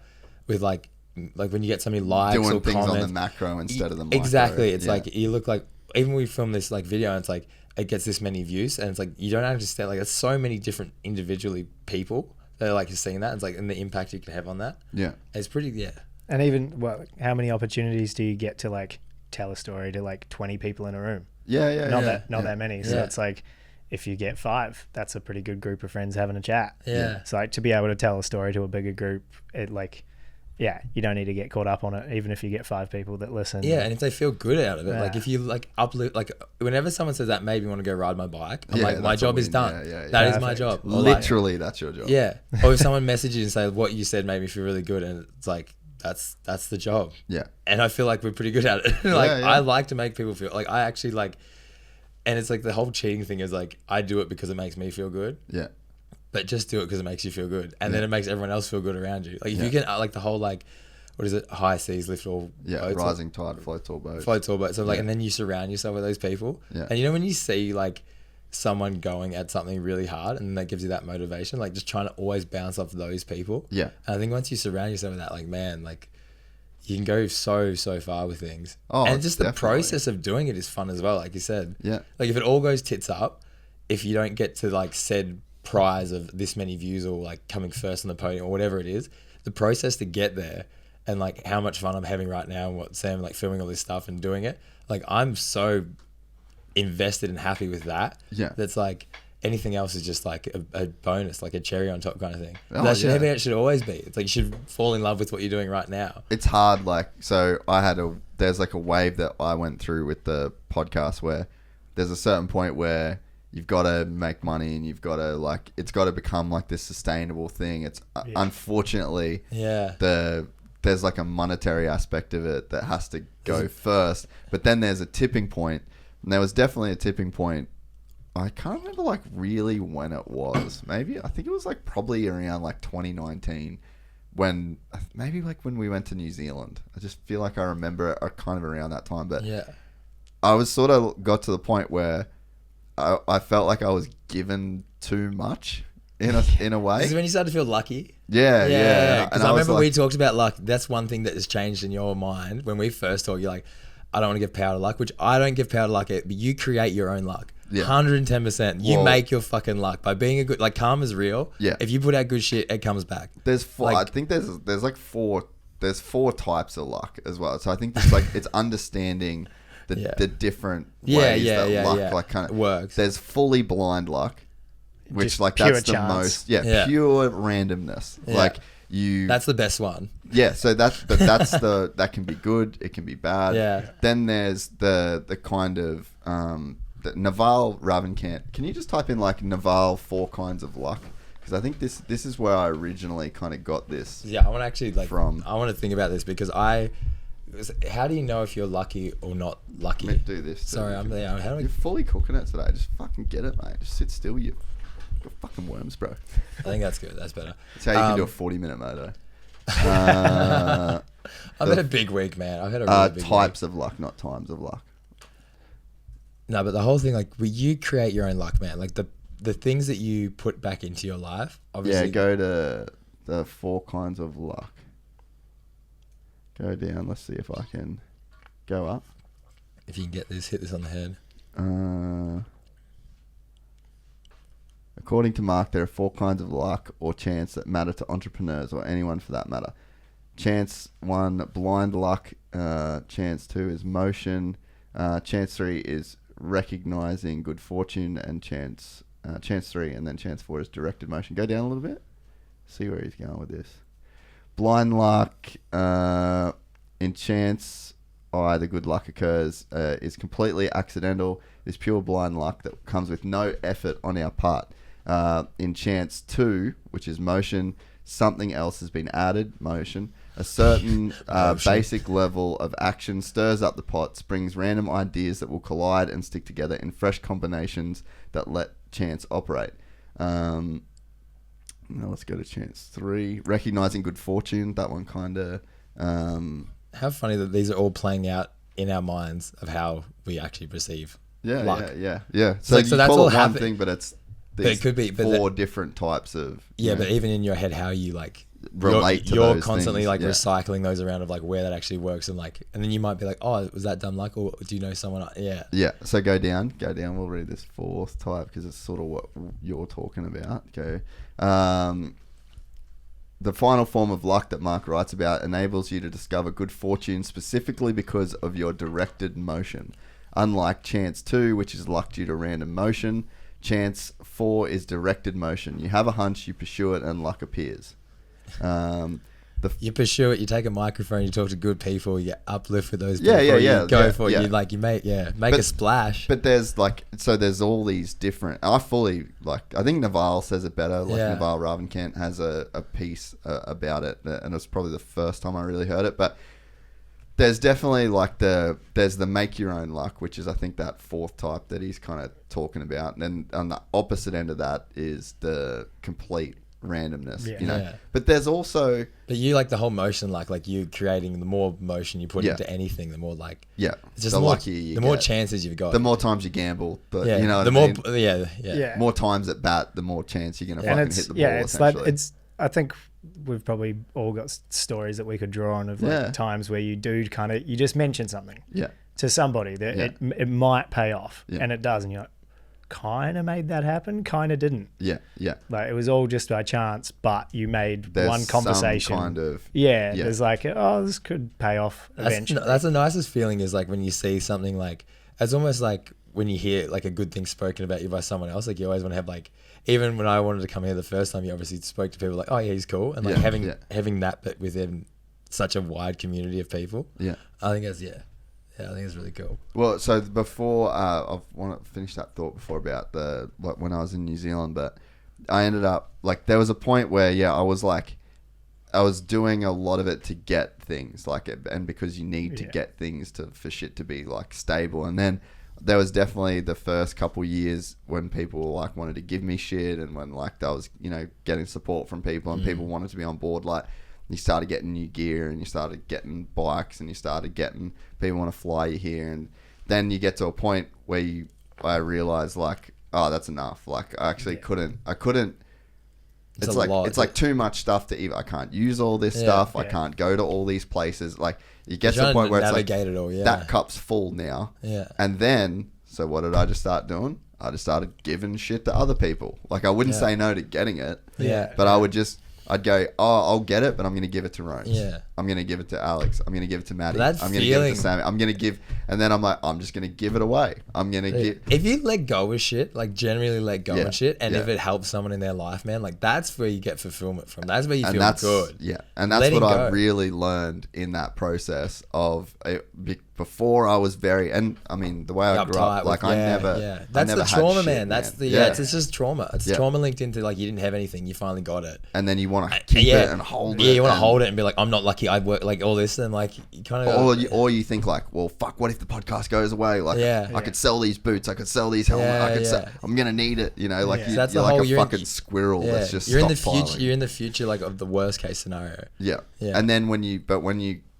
it's like almost, it's like whatever lucky we want to define it in there, but you get to this point where like you're lucky enough to be given a lot, and again, it's like nothing is free. Like I gave a lot to get what was given, Yeah. but once you start, it's like a paradox, like once you start giving, and then I started getting more. And I Yeah, was that's like, that's and then the you're just biggest like, thing. Yeah. you're like, well, fucking hell. And then you just kind of go like, all right, whatever. I'm just going to do what I'm going to do. Yeah. And then it's like it's almost like a proof of concept. My- So now in my head, I'm like, oh, if I just keep doing what I'm doing and I'm a good person about Yeah. it and I try and do my best all the time, this will keep coming in. Then I can keep giving it out and I know it'll come back. Yeah. And it's like you do it for enough times over enough years.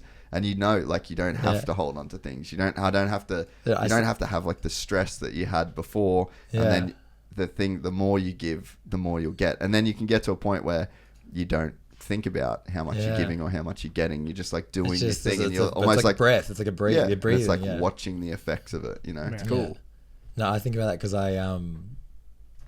I'm helping out a young kid, and I look at when you can help someone like plant a seed of like where that can go and like what you can get from that. It can be so beneficial. Well, think about just having someone believe in you. Like Exactly. you. Yeah. Like, does that kid, before you help that kid, does he legitimately believe that he can be a World Cup downhill Well, you don't racer? know. Or does it take Me a come- guy like you Yeah. coming to him and telling him, like, hey, I believe in you enough to Well, I give know you when this I was shit. a kid, man, like I wanted that. Like I think everyone kind of wants that. Like the whole, you can be this thing, And it's like and you it's, can be. it's validation from kind of someone of authority. Yeah. in a That's way already too. done it. Yeah. He's done it. Yeah. And dude, as well, like the kid's amazing. Hey, like Zach Bradley, Margie, they're like Best legend. people. Best Yeah. people. Hey, you mean you like? It's like because I helped Ollie Davis before him as well. I really get a lot of enjoyment, like the whole help passing it on, and it gets you fuel, man, as well. Like if you're helping a young kid, he's pushing you as much as you're pulling him up, and his youth is like kind of balanced out with your wisdom in a way. Yeah. So it's like you kind of you don't have his youth, he doesn't have your wisdom. Yeah. Yeah. And it's like I look at someone like if I had that when I was coming into it, where like, because it's always like, where could you take it? Yeah. So now like I can be that person 110%. And like, that's what we're going to go film. Like we've already got like planned out. We're going to film a thing in Mount Beauty in a couple of weeks. We're going to go down and race. And it's like whole creating this like story around that. And like how far, because I went on this big adventure ride the other day when I was in Europe. We went from like France to Switzerland. Really? And I was with my teammate. On what? I was on a Scott Spark. E-bike? No, I was a trail bike. Oh, or like sick. XC bike. And then my mate was on an e-bike, and we just caught lifts though for like 80 Ks through these like Swiss. We were like, Wow. you ride from from France over to Switzerland. Yeah. In these epic spots. I remember just looking around and being like, What the fuck? how like I can't even fathom that. yeah, purely like just grateful that like you can be in this situation and let's actually be like, like yeah. Isn't it just crazy that it exists in the first place for you to even look at? You know, like when you're on a chairlift, you're like, how is there a chairlift here? How is there a fucking 20 kilo, like a 2 kilo cross country bike on it? Yeah. How have I got, you know, like, how am I here? How is any of this here? How do I even know this? Like, this is fucking crazy. Where it all came from. Yeah. It's just the Russian dolls, man. When you like, you think about the Russian, what are they called? Babushka dolls or whatever. I should know this. Yeah. But it's the whole thing. It's like the concept of like pulling out of, it goes on forever. Yeah. Yeah. Where were you going with the story before I interrupted you about? Oh, we're talking about, I guess it was just the whole like how I was like really enjoy coaching and stuff and helping, like the whole planting a seed that they can grow on. Yeah. Like in the whole giving back. Oh, this is where it all came. So I used to... The adventure ride. Yeah, no, this is way back. So Okay. this is... Sorry, I was like, it's coming. We're good. So the whole giving back thing. So when I was... I started to... When I would do well at races, I get like, you get medals and stuff. And I started giving them out to kids at races. And they'd be like, oh, no. I was like, oh, no, you give that back when you get your own. And like, it's like that thing that's like, all right. Because I remember when I was a kid, man, I got second at a race in, it was in Barjag, it was in Victoria. And I got this like trophy. I remember seeing this like second place trophy. And I just remember like looking at it like it was a gold brick. And the whole ride, I think my mum drove me back from, I didn't even know, like it was my second downhill race. Literally rated in the rain. I didn't even know, because it was back when you didn't know results or anything. So you're just waiting. And then like I got second, and it was like that was like the spark. That was like, okay. And I remember just looking at this like trophy for like an hour home, and I was like, all right, I want to be a downhill racer or whatever. So now when I get medals and stuff, I'm like, I feel like I don't need them, but if I can give that to someone, that can be their thing. Give them that same feeling. And I've got this thing that's like, if just say I was ever to be like world champion, like won the gold medal, like to give that away. Yeah. And like the power of what that image would like signify is like, you don't even need that. Yeah. Because it's like, it's just another thing. Yeah. It's just another, like, what's that different to like, if I got first in Australia, where it's just all a bit of silver or gold or whatever it is. Yeah. And it's that whole idea of like, when you're there, you can give that to someone else, and then that's their like carried in front of them that they can chase. Yeah. It's like the whole, when you've got something, it's like, well, you don't need more of it. Yeah. You've already got it. That's when you give it to other people. And I think that's the whole idea of like sharing happiness. It's like, I'm really happy right now. Yeah. I feel good. I feel like I've got my life sorted in a good way. And then you give that to someone else that then can obviously do the same kind of thing. Yeah. I think that's how you just spread it like everywhere, really. And I think yeah. Well, there's a like, I guess, a philosophy in Buddhism where it basically something can't make you happy when it's given to you if it could make you sad when it's Yeah, when it's taken away. Yeah. Like there can't be happiness in that if there is the ability that same thing can make you sad if it's gone. But that's hard though, isn't it? Ooh. That's but that's like pretty much anything. So that's like their whole, I guess, like the whole philosophies around like not striving for Just letting go. Hey? yeah, Just like letting literally go. just letting go. See, There's a lot of wisdom in it. See, I feel like I can do that really well with like things, but people, like letting go of people. But I think that's a really tricky one, because I even last year like kind of went into the whole open relationship stuff, and that opened my mind up to like being with different people, and then also being along that path of like, if you're not with them, I don't know how you even say this.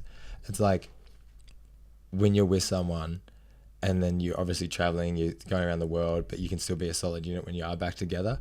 But I met this girl actually in France, and she kind of opened me up to this whole like more of like different partners and open love and all this like French love that shit. No, she was actually German. Oh, really? Yeah. They're even worse. Yeah. But it was just like the whole open idea of like open relationships and stuff. Pull the mic up. Why you keep putting it down? I don't know. Imagine it. But like open relationships and... Was it... Would you do another one, you reckon? Well, I think it's got to happen from the start. Hey, I think you've got to go into it Yeah. being open, like very open about it. I think it's hard to like come back So like, you guys started exclusive, like just Yeah. you guys, and then went into the yeah, open. Yeah. it was tricky, man, because it's like we met. I fell in love, like heavily in love, like just this is the one. You know, when like the one. No, I remember it. Like yeah. yeah. I was on a you were high. keen, yeah. I was on a high, man. So, I was like, you know, when you just like, okay, yeah, full everything. So, and this was a kind of, it fucked it up in a whole, like in a good way, because I definitely took because I was really focused, kind of like I am now. Yeah. With like racing, all that, and then this big like. And it was the best distraction in the world. Like I would 100%, if I would put me back in that situation, I'd do the same thing all over again. But yeah, just fell like heavily in love, was flying to Tasmania all the time. Same shit. So, I reckon if like, I don't know if people are offended by this, but New Zealand and Australia had a baby, Tassie would be the baby. Yeah, 100%. I agree. Okay. Yeah. Perfect. Anyway, so I was going to Tassie all the time and like just falling in love, like just falling heavily in love. And then I think she was a bit like, this like, kind of like too perfect, like too good to be true kind of thing, and she was real hesitant to like, who is this kind of guy, because I literally came out of nowhere. Like I just rocked out. I was over in Hobart racing and in my van, and I was like, hey, we went at the beach, and I was like, hey, what's going on? Like that person just doesn't pop out of thin air as it kind of did. Anyway, she was a bit like skeptical on the whole thing. Anyway, I ended up, she moved to Bright and she was living with me, and it was all amazing and like happy family and all this stuff. And then I went to Europe, and it was like when the kind of, you couldn't, like she had to like work, and then COVID, and it was just like a hard time to travel. So I was away for going to be 4 months, and I kept trying to be like, fly you over, like come over, or like I'll pay for all that. And it was like, you just literally couldn't get visas, all the other shit that went along with it. So I was like, okay, 4 months. And I was like, I was honestly probably like, I reckon I would have been up for it to do it.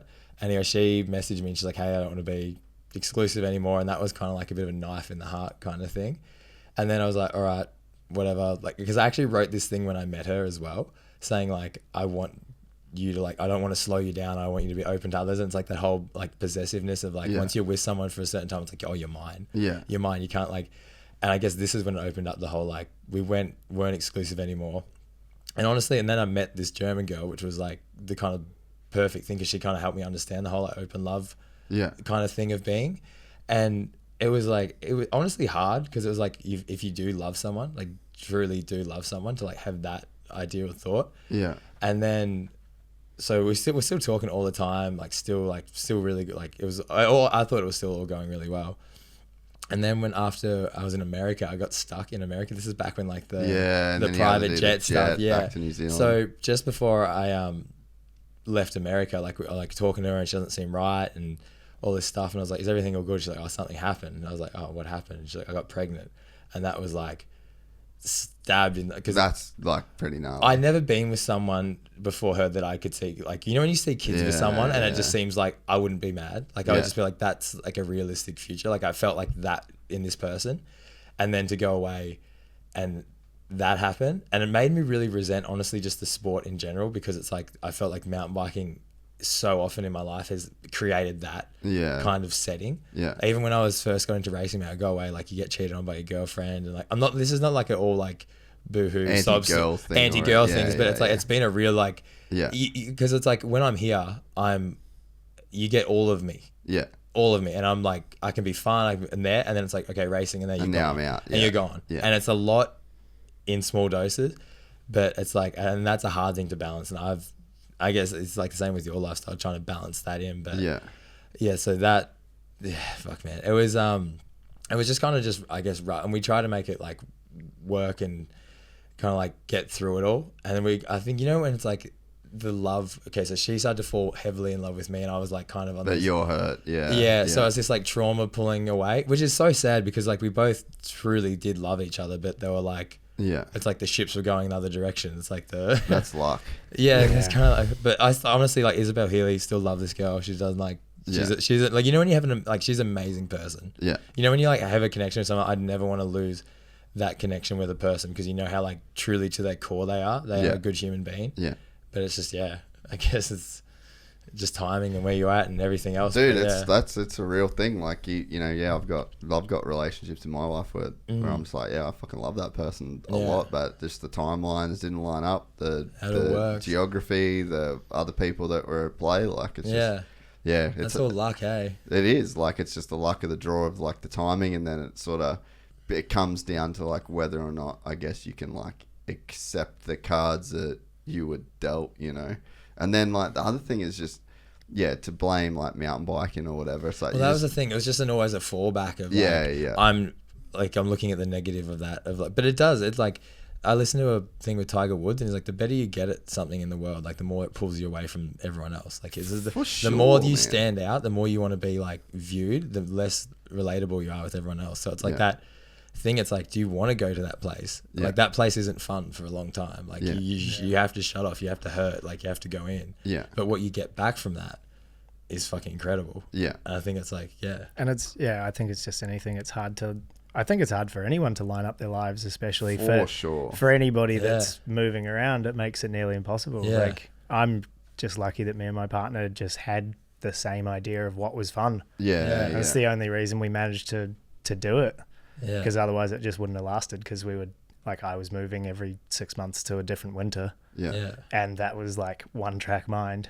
And she was like, yep, that sounds great. Let's go. Well, that just comes back. It's like, you should be a team. Yeah. Like I want to, like, when I'm with someone, like, you want a best friend.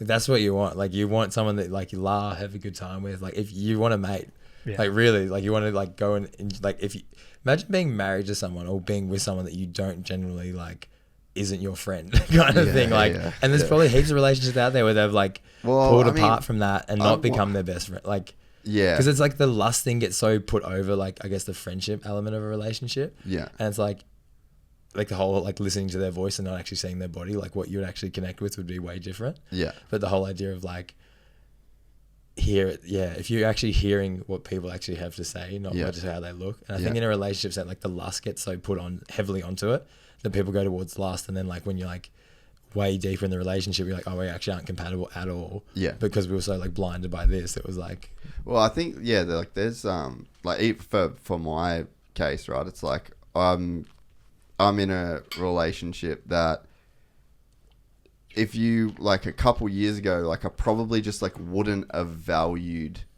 the traits that are now like the reason I'm with this person. Yeah. If that makes sense. Like I just wasn't in like a mature. What's like the key one, do you think? It'd be hard to. What's a key trait that you do now? I think it's just like having a person that it's like. Having a person's just nice, eh? It's just a nice feeling to have. Adam LaRoche, baseball player, is the first podcast I ever did, him and Dunn. Shout out. And he goes, there's nothing better than a good woman, and there's nothing worse than a bad one. And he's fucking bang on. Because like when you got a bad chick, you got a bad life. You got a good chick, you got a pretty good life. It's just good environment, man. Yeah. If you got a good environment of people. I just think having a person in your, like, all right, so firstly, this is what I would say. I would say you need to know where you want to go. And you need to know what makes your values, your core, your fulfillment, everything. Okay, we're going towards this. Yeah. Head or first. I'm going towards this. Yeah, that's the thing. Yeah, if you want to, if you want to jump on, and that comes back to like the timing, because normally like I would love to bring other people up, but when you're so focused on like, all right, just me, let's go. If you want to jump on the train, let's go. But this is the way it's going. Yeah. Well, so it's like for true to yourself, hey, like just really just be true to yourself. Yeah, you have to know who like you are, and I think that's when like at the start when we were talking about like an ex, and then you break up with, and then like what do you learn from that? I learned that through my whole life, I've always had these like girlfriends, or I've always had partners, but it was more out of like necessity in a sense, you know, like I was in America, I had no family, I had only a few like Aussie friends, and then it was like kind of up to me to find like this new circle and network. So it's like you hook up with this chick, she seems really cool, you go on some date, she's like got friends, bang, like plug and play, like I've got myself a family kind of deal. Where it's like, but what I was is like I wasn't living by myself. And I wasn't getting like, my own routine. Yeah. And I wasn't seeing how I worked. And I wasn't seeing what do you need. Like, and then when like me and my ex broke up, then that's when I was living in that apartment by myself. Because that was real ghetto, sketchy. Where's this? No, in the same one. Sorry. I thought this was when you were saying back in America. Sorry. No, so I was just like by myself. And I was like, I almost borderline couldn't afford to live in this place by myself. Yeah. But I was like, again, it's like a relationship out of necessity. So it's like you get a roommate. You don't know this fucking person, but you need the money, you need the stability, you need like someone to pay half. So then you end up and then you end up in like this codependency kind of deal, Yeah. where it's like, oh yeah, he does this on this day, and I do this, and I can't eat the fucking shower, and I don't come in too late at night. Like you can't figure out what you want to do, right? So that was a big thing. Like when I ended that relationship, I was like, all right, whatever it takes, I'm gonna live by myself. I'm gonna like really dial it in, and then like, you know, I went like fucking 2 years without having any kind of, you know, like fucking chick being around, like just Yeah, but that was how much anything, like clearing. you know? Yeah, Oh, I learned so much about myself. I learned all the things I like doing. I learned all the things I don't like doing. I learned, like, I got to sit with myself so much. I did, like, that was the year I did probably the most like meditation as well, because I was by myself. I just fully learned about myself. And then it's like, then you get in a relationship, and I'm so, in the start I was like so staunch. I was like, this is what I do, this is what makes me tick. I've done the time, I've done the work, like this is what I kind of need. And then you come together with a person that can see the vision, they can like see where you're at, and they're like, okay, like this is a train I can board. And then you got to do the same for them. Like you got to be with a person that has been by himself and they've done the work and they got their lifestyle, and then you're like, oh, we could like work together on this, you know. And I was like, we've come this far, like why not go further? But how use that in all aspects of your life. Like we've gone this far, like why not go further? Like we've done this much, why not go further? Oh, we're here, why not go further? And it was this whole thing. It was like, how far can we take this? And at this point we'd like ridden over 100 Ks, we'd gone to different countries, and it was like this amazing adventure. And I've read somewhere it's like life's either an amazing adventure or it's not. And it's like you get to determine what your adventure looks like and how it is viewed. And like I would like, if you can, it's like the whole, like Joe Rogan talks about, it's like be your favorite character, like be your star in your movie, and treat yourself like your best friend, and like actually do the things that you do for your best friend, and like see how your life goes. See how treating yourself better will then in turn make other people want to treat you better, and then you treat them better. Be a track you'd want to ride. Oh man, there was exactly. There was this I watched this video, like went viral, of this girl, and it's just like, don't flirt with him, and it's like there's just like girls' eyes of like fucking it, like kind of like that. But it's like, be that person. Like be that person that's like, you don't like, is just that attractive in like every aspect of like bettering yourself in all these good ways. But it's like, instead of trying to change someone else to fit into what you think, just be that person. Like be what you'd want to be in someone else, and like project that and be So I remember seeing that. I was like, I want to be that person in like the sense of like being good at a number of different things, being positive, being uplifting, being like just making yourself like to anyone or anything, really. Just be attractive to in any point of life. Be like, I want that person in my life because I get so much back from that person. Because it's like, that's the whole thing. It's like we give everyone a little bit of time every day, and like like you said, the circle gets smaller. And I was like, I just want to be around good, happy people. And it feels so like uplifting when I was, because I was coming back to Falls, like I would go on my own, you meet these new people and you get so uplifted with them, and then when you meet, and they would kind of all link back together, and then you have people that you'd met at the start or met at the end, and that would kind of come together, and then like to see the positive impact that you had on them, and then how uplifting that was to them, and like that's like when you actually feel that you've actually made two people that might have been disconnected come together and feel good in a positive way. Like it's a good feeling. It's a really, really good feeling. Amen. But I think you've got to put yourself out to that thing as well, because when I went by myself, I was like, you're going to meet new exciting people. Forced yourself into that. You've got to force yourself into like putting yourself outside your comfort zone. Even the whole thing about moving up here, man, like I got this thing where it's like, I don't think you can run in silk, like the whole boxing thing is like hard to get up and run in silk pajamas. So like when I came up here, I was like, all right, I want to make my life tough. Like I want to go head first into the pain. So like I would comes to Burleigh, fucks every hot chick in Australia. Life's tough, bro. Living life's tough, man. No, but dude, when it's so hard in the Goldie. I'm making my life uncomfortable. But when I first got up here though, like I'm literally in my van. I fuck 20 chicks in 2 weeks, and then it's all over. All right, now it's not. He doesn't do any of this, all right. Dean's a responsible young man. I hate all this. But when I first come up here, man, like I was literally sleeping in my van outside the gym, trying to like build connections and like a base here. But it was like the whole thing is like I'm in my van at the gym, like waking up at 4 a.m, sweating in this like, and like I don't have to be here. I could have been somewhere else comfortable, put myself in a comfortable. But it's like I want to be in that mindset of like I want it this bad that I'm going to put myself out in a new place, new people. And like, I know it's a good place and good people, but still like, still not when I was leaving Bright, man, like when I was leaving like friends, family, like comfort, like real comfort. Your I left my dog. cat behind. I fucking love my Fucking cat. Mango? Mango man is the fucking shit. I But you know. know what's also good? He's with my, because I always say Mango doesn't have an owner. He's just got lots of friends. Yeah. Because he just hangs out with people and he loves people. Yeah. But he's with my grandma and she's got an old family cat. And it's just kind of cool that like you get to experience that love Yeah. with that animal for like this part of your life. And she feels like such She's a got good the kid. same- yeah, She yeah. loves cats, man. I remember when I like was asking if she could look after him, kind of like putting her out kind of thing. And then I get there and we go into the room and she got all these like cat doll like things and she just absolutely, oh yeah. You know when you like, yeah, it was just like a real wholesome moment of like Yeah. grandma stuff. And this is actually coming back to that Love Stories book because the whole, like I love my grandparents, love them to bits. And in this book, it was a guy and he was talking about how he was a mailman. Yeah. And when he would deliver mail, he'd get so happy because there'd be all these letters to like their grandparents or mum and dad, and he'd get really excited because he was delivering this like love and like emotion. And then as like technology kind of took over, he'd get like less and less of these letters. Yeah. So like he just, the kind of happiness kind of lost out of his job. But he said now and again he'd get really excited when he said like a grandma or grandpa. Yeah. And I read it and I was like, I need to write my grandparents a letter. So I literally wrote them. I was in Cooley. That's And I sick. wrote them this like, yeah, there's like telling how much I appreciate them and like, because they're just great people. Like, and they're Yeah. like, just, but I urge anyone to do this because I kind of started making a deal with people, and where instead of giving me like money or something in return, I was like, you need to get, write your grandparents or your mum or your dad or someone in your life that a letter, like a really heartfelt letter, and send that to them as like a connection, and like that will build on itself something like who knows where that's going to go, but it's like that to me is worth way more than like whatever you thought, like, and it's like it just keeps building. Yeah. Like that kind of level of, I guess, fulfillment, if you can give someone like the tool to like reach out to a loved one that they might not have, Yeah. and then do that.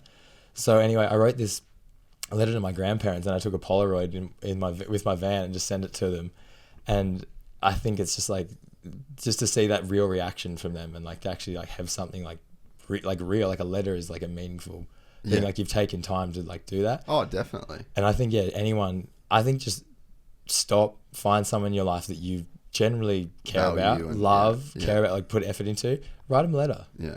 Like when I was in Bondi with a friend and we're walking down the street and she's like, I want to get some roses. I was like, let's get some roses. So we're like walking down, we like buy these 10 roses. And I was just smelling them. And I was like, I've literally never really just like stopped and smelled the roses. And we're like just walking down Bondi, just smelling the roses and just being like so happy in that moment of just like simplicity of just doing that. Yeah. And then we started giving them out to people. And it was funny, like the reaction of like, people were almost like, what are we getting out of this? Yeah. Like, what do you want from What's me? the what are return? you doing here? Yeah, and it's just like, it was so nice to see this like genuine, like, oh no, you're just being giving. Yeah. But this comes back to as well, because it all comes back to that, when does being nice and you benefit from it not being nice? Yeah. Because it's like, yeah. people thought, just say I was giving out roses, but there's a camera guy that's like, hey, he's giving out roses. It's like disingenuous at Yeah. that point. Yeah. At this point it was like, we just want to give out roses because giving out roses is good. But I always find it tricky with that.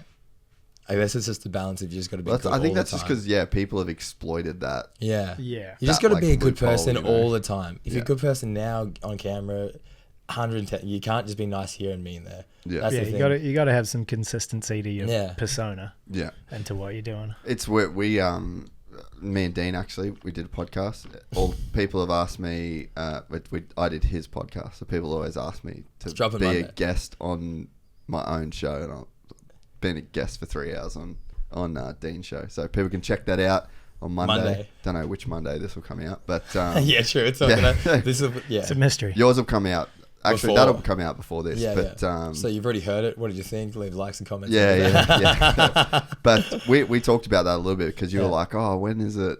Like, when you feel good from doing something good for other people, does that make it selfish? Yeah. But then it's like, You just got to do it all the time. yeah, and then also you just have to look at it as like a net positive. Yeah. It's like, positive for everyone. Yeah, even though Yeah. you're getting something out of Because it. I always got a bit like, if I'm It is weird, yeah. Yeah, if I'm helping someone, it's like, I'm not doing that for how I get looked at. I'm doing that because it feels good. Yeah. But if it can be a positive thing in all, like net positive, everyone's winning. If Yeah. everyone's winning, then like it's a good thing. But I guess it's just when you come down to just say you're paying someone to make you look good for a small amount of time. Yeah. And then you earn There's a way to be so disingenuous about Yeah. it. So you just got to be straight up all the time. And Yeah. I think like you talk about here, it's hard to be on a podcast for 3 hours and like not be like, And fake who you are. and fake for who you that are. entire Yeah. time. You're like, I kind of Especially if you're repeating it like you are this many times. Like, Yeah. there's Yeah. a pretty. I even think like one person though, like Yeah. people they've watched you on here for 3 hours, they'd be like, yeah, seems a fucking good Hey, guy. seems alright. Yeah. You know, Bit like quiet, but you whatever. can't, you can't like fake Nah.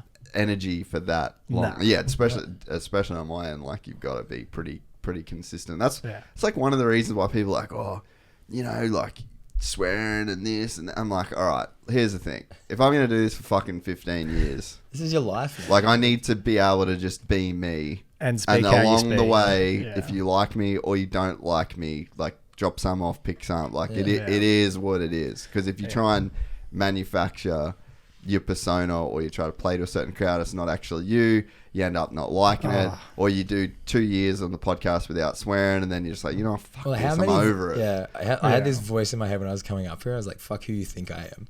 In that sense, is like, I'm never going to be who you think I am. Yeah. Whether that could be good, bad, indifferent, whatever. Like, I'm not that person. So it's like, I want to be my own person. And like, it doesn't matter what you think I am. Hopefully it's positive and good. But Yeah. it doesn't really matter. The Well, you've got to then you've got to read the room in a sense. Yeah. And You that's know? not giving, it's a whole like, like these books like don't give a fuck about anything or something. Yeah, like that. yeah. It's like, you kind of want to give a fuck. You got to but choose what you just have give to- a fuck about. and you have yeah. to pick how many fucks Yeah. you do give. Yeah. Yeah, but if you, like you say, if your moral compass is like pointed pretty right where you want it to be, and your values and everything are aligning, and you're Yeah. going in that direction, you're like, all right, this is me. Yeah. Yeah, the noise doesn't matter. Yeah, It's just go. it's hard to block out sometimes, but other people's opinions, like, and I think it's often your own creation of your own mind and your own For doubts that sure, that dude. then make you go, oh well, maybe this opinion that they have is extrapolated out to this bigger thing and this bigger deal and bigger impact on you, but it doesn't Yeah. have to be. Yeah. Yeah, and we're all looking at life through our own lens too. Yeah. And then it's like when you, that's another thing from the book. Sorry, it's just very fresh in my mind. Habit I 5. love a fresh book. Seek first to understand and then be understood. So that's a habit. That's habit number 5. I'm pretty sure it's number 5. But yeah, it's like first, because people see the world through their own lens, it's like, all right, I may look at you and think you're a fucking idiot, but do I really understand you? Do I really understand who you are, where you've been, where you want to go, the experiences that you've had? Like, do I even understand why you look at the world in this Yeah. way? Or am I looking at you through my own eyes first? I'm seeking to first be understood Yeah. instead of seeking Yeah. first to understand. I always you know? look at people now, like everyone you meet's an expert in something you know nothing about, and like try and become more of that. Yeah, well, like even if it's like living in their circumstance, like Yeah. they're an expert, whether they're like Yeah. they're an expert just based on how much time they've spent Yeah. being. And Yeah, them, yeah, you know what I mean? yeah. Yeah. But And like they've- in that sense, yeah, like in any way you can kind of grab something good from them. But all right, let's get yeah, that. everyone's been getting their own XP points the whole way through and Yeah, yeah. figuring their own crap out on the way. And you can learn something from everybody. Oh yeah, That's insane. yeah, no, 100%. I- What do you want to talk about before about the? What are you gonna say? Francis. The Francis and Ghani? Francis I just- John I just, Jones. yeah, can we talk like UFC for a little bit? I just want to see that fight. That's what, like, I'm like, is it happening? Do you know anything about I think it? that's the one. Go to I just just- can't see anybody beating John Jones. I kind of want this someone is to, like- but I can't. the problem with the heavyweight division though is like you've only got to get hit Yeah, one time. Yeah, and One this time. to me, like, I would pay money, 100% to watch this because it's been such a build up. It's like 2 Oh, yeah. years. It's all like go to John Jones's Instagram. because literally right now, like, just the two best fighters, like. well, Ngannou Well, hasn't fought in 4 Apparently, years, I saw man. something like a That's what I rumor mean, that that's- Ngannou's a free agent Oh, really? potentially. Like like he doesn't have a current contract. Because I know that potentially. thing was like, remember I have when he no was idea, going but- to fight Nah, is that him? Cyril Gahn? I think he was on the way to fight him, and the UFC was just like, "Oh, we're gonna strip your belt or something." Nah, John. Just Google John Jones. Let's just see. Where are we gone? You're gonna get some stories on Google. We gotta go John Jones verse. Oh yeah, there you go. Yeah, J-O-N, that's it. Let's just go down to his Instagram. See if you can scroll down to his Instagram. There you go. See how big this motherfucker's gonna be. He's got Yeah, because he's like large. fully bulking up, man. That's what I mean. It's been such a build up. Like it's like when Conor McGregor fought Khabib. It was like it's just storytelling, man. Like Go the to that story one down behind there. in the There's middle, so in the much middle. hype. the story behind something that builds it up. Yeah, It's like this is the thing in life. It's like everything you think like at the end of it is never going to be what you think it actually is going to be. So enjoy all the moments leading up to that thing. Yeah. That's where you go. Dude, when I'm like getting up road riding at like 4 a.m. and the sun's rising, I'm like, That's where I'm supposed to be. This is where it is. There's so much happiness in this moment. Yeah. No matter what, like that's it. Yeah. And the fact that like that thing in your heart of like it's going towards something that could be bigger as well is like, all right. And you're like kind of open to like the potential of what's flirting with the future, man. Yeah. Flirt with the future. It's like it's and there. yeah, dude. But be in the now. Like he's in the now right now. Like look at him. Look at the size of this motherfucker too. The gnarly thing with John Jones, He's massive now. he's man. huge. what bro. is he like looks like- 6'4"? He looks like Mike Tyson. I don't know how big he actually. Yeah, I mean, He's dude, he's massive. fucking huge. The thing is, that's crazy with I him, want to right? see this fight. I want to see this fight. Well, he's going to be smaller than Ngannou. Yeah, but the skill. Man, yeah. that's why I want to see it. Crazy skill. But then Ngannou beat Garn like by wrestling. So you're like, true, how much has he worked on that? Like, Yeah, there's just he'll be better, that's the sick thing about fighting is you can do all of this. Like, you can do all the math. yeah, you can vacillate back and forth between Yeah. who's gonna win, and then it's just you never know. Dude, this is so like just looking at that of him being that fucking big. So with him too, he was the youngest champ. I think He was was like 21 or 21 or 23 23, or something, something like that. And so I it's thought it was like 21. Hey, so when you're he's like if you look at all of the and of course he's going to be wild as well. You know the wild. yeah. How could you not? dude, like, you look you're at the gnarliest Tyson. motherfucker in the He used to world. do coke a week before his Yeah. fights Yeah. to give himself a mental out, and then still beat everybody. How Mike Tyson's life would like imagine seeing that through that man's eyes, and like how he's so wise now. He's Yeah. like Yoda, Yeah. like What does he do? The like hotbox? He does his Yeah. podcast, like gets real baked with he people. lives some life. He's honestly probably like the closest thing to like a king of the world in that sense of like imagine being that young and you're the heavyweight champ, but then like the like hype around you. Like, Yeah. you're just a killer, like Dude, a killer. It'd be like being the freaking king lion of a pride. He had Yeah, lions like- and shit. yeah. Like he's or like Genghis Khan. Yeah, just that shit. Yeah, the How you- emperor above everyone. Like, and then he got fat, and then he got fit, and then he started like he's man. Well, I think I'd love to meet that man one day. That would be dude, same, eh? I think the thing that you see with him that like so that the whole concept of like your ego. So like you've got to have to become this like character, to become Mike Tyson, to become the youngest heavyweight champion of the world, the most feared man on the planet, the baddest man alive. That's all a story that you're communicating. and it's Gus, his coach. Yeah, Gus D'Amato. Yeah. Like, so it's like you're living in ego. Yeah. And it's just like this one-to-one, like you're writing this story, developing this Yeah. story in like real time. And there's no like distance from it. And then written into the story is how fulfilled you'll be at the end of it and how Yeah. good it's going to feel when you're the heavyweight champ and how Yeah. good. And then when you get there and your life's just a fucking train wreck and, and you've that, got no and that self-control. feeling lasts and 20 you're- seconds. Yeah, exactly. Yeah. And then by the time that you're done, you're empty, and then you've got to Yeah. fill that void with coke and drugs and Yeah. women and fucking cars, and then you've got all this power, and you can like there would just be The this world fucking like is just insane. this peak, and that's gotta at some point. Like at some point, That's gotta what cook you. goes up has got to come down. Yeah, you know? 100%. And like he's gone on a crazy spiritual journey. Like, and Yeah.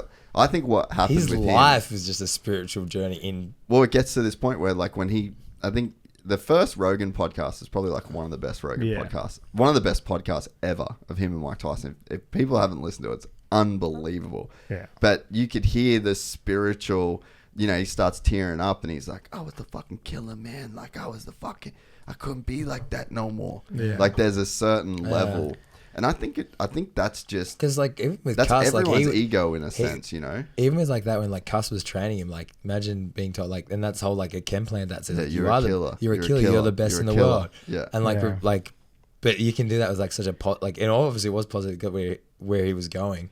It was pointed. Yeah, it was. It was aimed. aimed at It was like it was a- positive through the lens of Yeah. like positivity towards achieving a goal. goal, yeah. Not necessarily like overall. Overall happiness and balance and fulfillment and stuff like that. But how you know? crazy, because in an interview he talks about if he wasn't training Mike, he'd probably be dead. It was like he gave him that purpose to live. Yeah. He's like, I'm here for Mike now. And like Yeah. he gave all the rest of his life to making Dude, well, I think about that's how you make someone who's like that knowledge and commitment to. Dude, like, where's the luck in that? You know, like there's got to be some crazy luck into how those two met, and that you've got this one guy that his life purpose was making this guy, and this guy got what he got because of this guy. Yeah. I think about that with.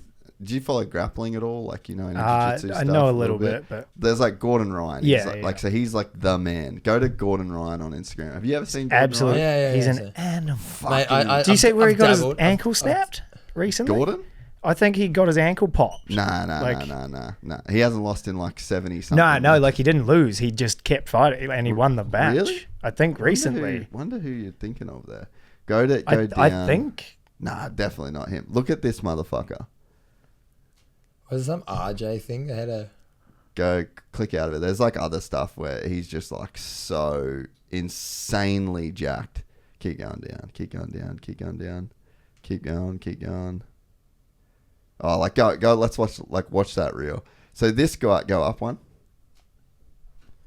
So this dude, he's like 27 or something like that. He's just 27. He looks like. What's how that? do you have a grey beard at 27? Well, I think it's bleached. He's dyed it all. But this is like, this dude's so much better than everybody else by like an insane margin. I reckon he just suffers more. Bro, he's just a fucking demon. But then, so he is coached by, so then close out of this. Now search up John Danaher. Oh, is this the guy? I've heard of this guy before. So just type in Danaher. Was he the one with Mike St. Pierre? Yeah, George St. Pierre. John sorry. Danaher, there he is. Yeah. So this guy here, so go down, keep going down, we got to find some weird shit of him. So go down. Yeah, see that one right there in the middle? So go down. So this guy, right, this is the Gustamato of jiu-jitsu. And like it's Gordon Ryan and John Danaher, and that's Mike Tyson Gustamato. Yeah. This guy he has no family. He hadn't drove a car in 30 years. He was from New Zealand, moved to the US to study philosophy at like Princeton or like one of those like Yale or one of those crazy Ivy League schools. Then he dropped out to be a fucking bouncer and do jiu-jitsu basically like 20 something years ago when jiu-jitsu first came on the scene. Lived in New York, trained at Henzo Gracie's, like literally lived in they call it the blue basement. Yeah. And then he meets Gordon Ryan. And Gordon Ryan is like a 17, 18-year-old kid that was like good at jiu-jitsu. Yeah. Perfect storm though. But yeah, and then so you get this guy that's just obsessed. Like he literally for fun he posted on his, or I heard a clip of Gordon saying something about it the other day where he was going to Boston to do his instructional DVDs that they like put out, and he said he goes, I got this message from John the other day saying that in his spare time on the flight from Austin to Boston, he analyzed and wrote statistics for all of the takedowns or like pins that happened at this Division 1 college wrestling championship. He just like breaks everything down. So it's like the level of psycho that you have to be to do that, and you're not even the athlete. Then you give that to your athlete, and then you've got to have an athlete that's willing to do it. It's a crazy storm that comes together to create special people. You know, like to be a special person, you've got to do really special things that other people aren't willing to do or don't even think of doing. Yeah, that's the whole thing. You don't even think about doing it. It's like I'm already further ahead that you don't even think about that process of putting into that. Yeah, and like I can relate to that in the podcast in the sense of when COVID came along, everyone was doing Zoom interviews, and I was just like, well, I've kind of like, there's no one allowed to come to the studio, but I was like, I can't do that. Yeah. I need to figure out another way to do it, and then now we got 4 studios around the world that we can all link them, and so it's like, but people weren't thinking of doing that, like it's unreasonable of me to even think about it. You know, like the money that you got to invest to do it, the spend that you've got to do per podcast to make it happen, and it's like I could just do them by Zoom with people with headphones, but it's like that's not the way that I'm thinking. It's not like so you've got to do, and then that yielded like some crazy results. But it's like you've got to do this like very uncommon and very like seemingly stupid thing. Had to go so far everybody out of the else. box. I had to go so far down the road with this thing. And now it's just normal. Like people, Yeah. you know, people just think like, people probably don't even think anything of it, you know. Yeah. And then people would watch Gordon Ryan grapple and they'd be like, fuck, he's just so much better than everyone else. Yeah. And it's like, well, is he or did he create that? You know? Yeah, he created that level of skill through a new idea or training or something. Yeah. So, but you think about like the luck of those people coming together and the ingredients that have to take place for that kind of synergy to then create that. I think result, it's like you know?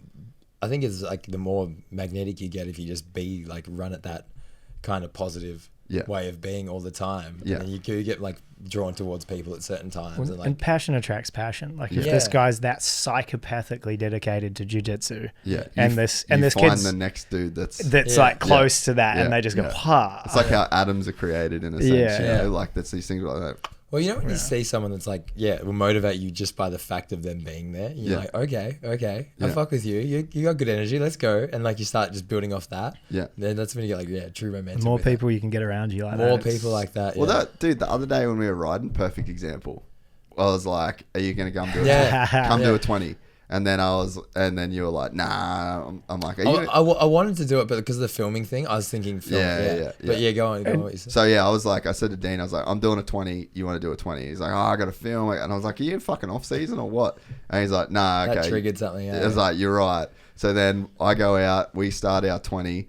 And then I pull off, and Dean just doesn't pull off. He just does it literally did a 40-minute moto, got faster the entire time. We were all just standing on the side of the track, just fucking tripping. Hitting that jump, that sketchy takeoff every lap. Every lap. But then you got that energy off me. Yeah. And then we all got the energy again off you. You know, so you're right. Like it's just from you saying that. Because I've got this thing, it's like, tell me I can and I'll try. Tell me I can't and I will. Yeah. And it's that whole thing. It's like, I've got like that bit of, if you got say, that dog in if you tell me I can't do something in that sense, like I will bury myself to try and prove you wrong. And that can be in a positive, like in a good way. Yeah, or that can be negative as well. Every time someone like would doubt you, use that as fuel. Like okay. And honestly, being like accountable in yourself of knowing like when you're not where you should be, or not like you are your own worst critic, but sometimes like you need to hear your own worst critic sometimes. But sometimes you can just suck your own dick too. Well, you can be like so off the mark. Exactly, like you can be your own best. That's fucking awesome, bro. I'm doing real good. I'm good. Oh, I think it's a balance of like you can be your own best friend, like and treat yourself right, but to the point where you're like, oh shit, like am I getting the right return? I tell my best friend straight up, be straight up. Yeah, and that's part of it though. It's part of it. You can't just drink your own Kool-Aid the entire time. 100%. Like just the same way you tell your mate, like, dude, that's super not on. Like, hey, that's the line in the sand. You got to be that way with yourself at times. How do you feel quitting that 20-minute moto, Griff? I didn't quit no 20-minute moto. Did you finish it? Yeah. You didn't finish the 40 though. We'll get you back on the 40. Did you finish the 20? Yeah, I don't know. No. Do you? You know how I know you didn't finish the 20? Yeah, come on. Because I finished the 20 and I rode past you for like fucking 5 minutes. Yeah, so 15. And then Didn't finish do you the 20. find like Amy, I wasn't mad. I was just disappointed. Yeah. I was like, this is me and my boy bonding. We're going to be in the hurt locker together. Next minute, I just see Griff fucking chilling with his helmet on. bouncing? Was he blue? Yeah, Yami? on the Yami. he's Oh, hogging. to be fair, he was gassing He it. put in a few solid laps to start Yeah. with. He burned the flame early. Yeah, Yeah. fuck, I was cooked. He burned it early. I was like, you get like the medium burn, the low burn, the. Yeah, I was. You know when you say that, like putting yourself in the hurt locker Yeah. and being around people that want to go in the hurt locker with you. Like I'm so about that right now. Yeah. I love going to a gym and like see someone else suffering. I'm like, all right, let's dive in. Let's do it, boy. Oh, head dude. first. Let's go head first. Yeah, Suffering together, man. So something wholesome about that it's shit. good. It was When like you- second day we got here. I went to a workout with him and ended up vomiting. Really? Oh, it was good. Like it was necessary, but yeah, I was. You know when I was like dying. you're pushing yourself though. Like I got a new trainer in the Never Quit gym, Cam Sheen. So I'm with him, and I was like, I want to suffer. Yeah, just like, hurt me, bro. I want to like obviously structure, but I want to suffer. Like I'm paying Yeah. you to like push me where I don't want to be, like don't want to go.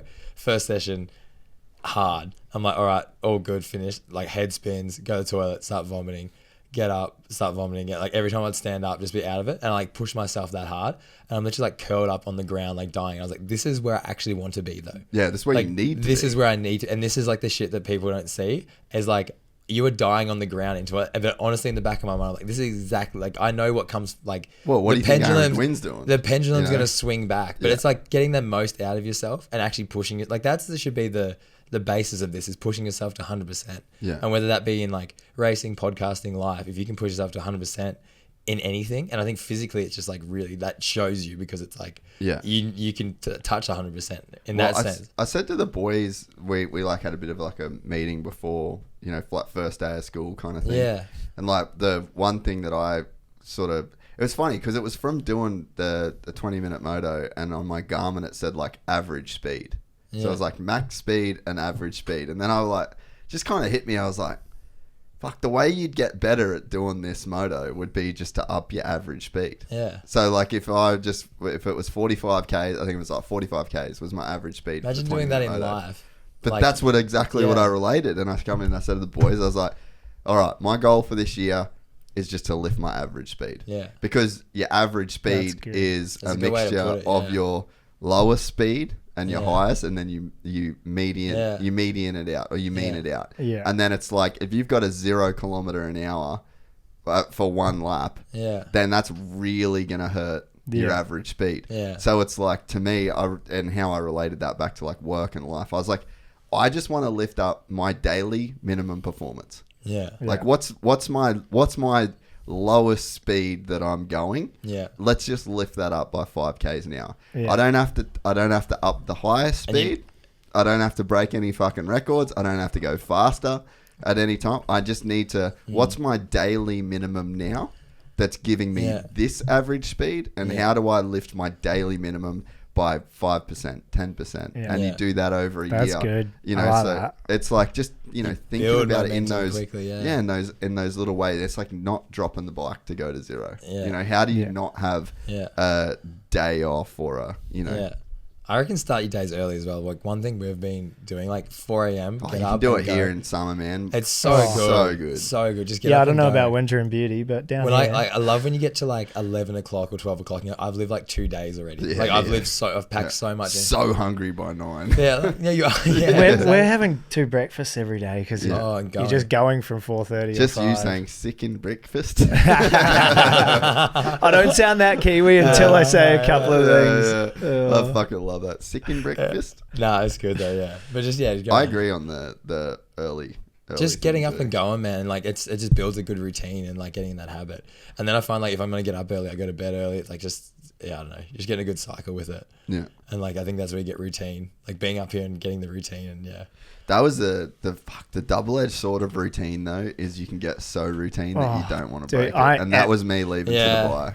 Yeah. yeah, I figured out that I'm a creature of habit, and it's like, We all are. yeah, I'm bad. Yeah. I'm like, I can get stuck in, and positive and negative, right? Yeah, yeah. And yeah, I had to call myself out on that recently and be like, there's a couple things you should probably just Yeah. ditch that a little bit, little less consistency with those things. Yeah. Well, because that's the crazy thing with habits, right? So, like, the person you are today is a result of all the habits you've lived up Yeah. until this point. good Yeah. and bad, indifferent, all Good, of that, bad. Like, everything. you have habits for everything. like habits for podcasting. Yeah, you have habits for of podcasting. chatting. You have habits for working. You Yeah. have habits for fucking OnlyFans. You Yeah. have everything. Good, habits bad. for working out. Habits for Yeah. smoking weed. Habits for Yeah, everything that yeah. you've got. You have a habit Yeah. that is like it's like a habitual kind of behavior. It's like whether it's the right one or the wrong one. Like because essentially like results are born from habits. You Like should it's- you should write down on a board all the habits you think you have, Yeah. and then you should put like a plus or a minus to them, whether they actually help you in a good way or a negative way. Yeah. And you should do that with everything everything.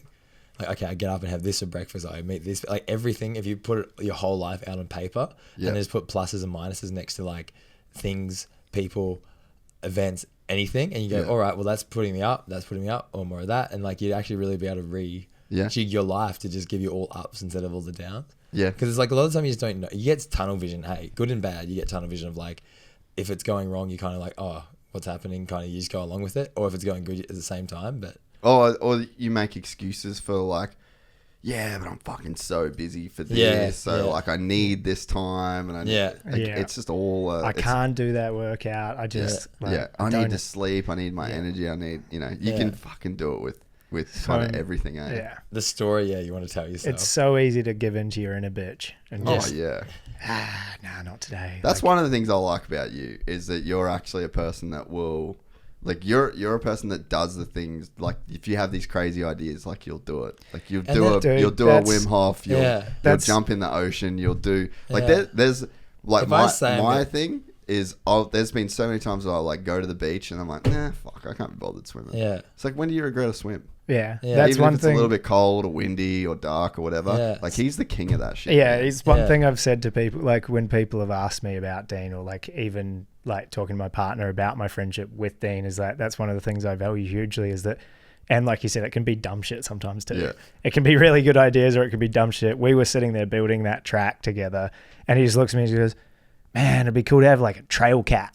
Yeah. And I'm just like, fuck it, what? Yeah. And then 2 days later, I see a Snapchat and he's got a cat. And I'm like, oh, all right. And he doesn't muck around, whether it's like a serious thing or a funny idea. It's just like he doesn't really speak it, or at least he doesn't say shit to me that he doesn't intend on following through with or trying to follow through with. Yeah. It's the trying thing that is the important part that I kind of value, because it's a sick example. And it's a good reminder for me too, because he says it, he does it, and I'm like, I should do the things I say. Yeah, and it's like the internal stuff you say. It's not even the stuff that you say out loud, you know? It's I internalize, like, every time I say I'm going to do something, like, I put, like, lots and weight on it. Lots and lots of thought into this. Like, whenever I say I'm going to do something, it's like the decision's already made. Yeah. I'm not asking you for permission.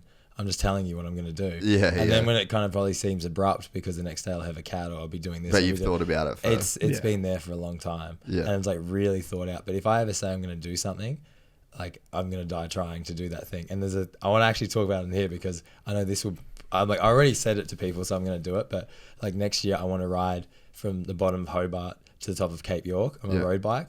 And I want to do it to for awareness in like mental health and like youth, and like along the way, like Sam's going to like come along and film it, do podcasts talking like people like yourself, people about mental health, like in youth and everyone, and just like the whole like this thing of like started from the bottom, now you're here. And it's like the whole like bottom of Australia bottom, and like now you get to the top. And it's like we all can be in this dark place, but like you can come out of it. And I guess that's probably like a massive message from like the first podcast we did and the reaction that got, and like seeing that fulfillment. And it's like I want to then put back into that. And go and to do this, man, just to go on like that, to me just seems like a fucking exciting adventure. That's a journey. It's just a journey, man. Like it's gonna be pain. There's gonna be overcoming. There's gonna be like I look at like Ned Brockman kind of like seeing that kind of lit like a bit of a spark under my ass. Like I knew I wanted to do it, but also like didn't really have the concept of how I wanted to do it.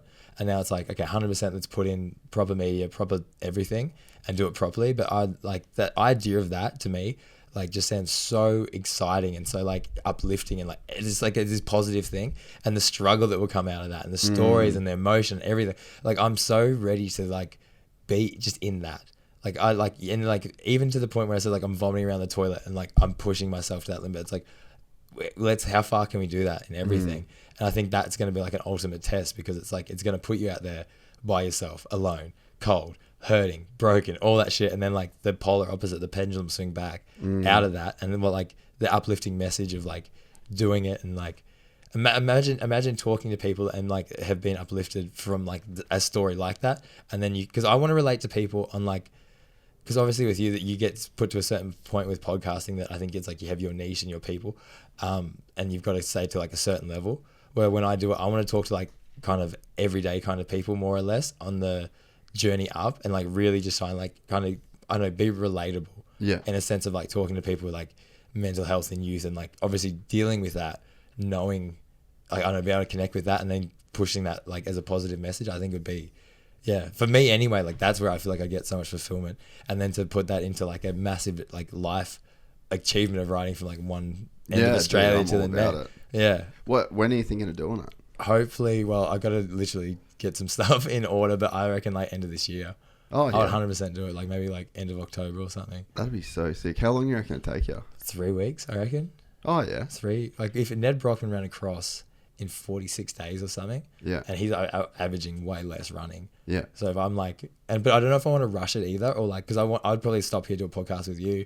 I want to stop in like Hobart, do a podcast with someone, talk about mental health in Hobart, like just bring awareness, and then try and raise money through that awareness of like mental health in like kids, especially in like remote places, like literally like me, because I went through that, and this was a crazy thing.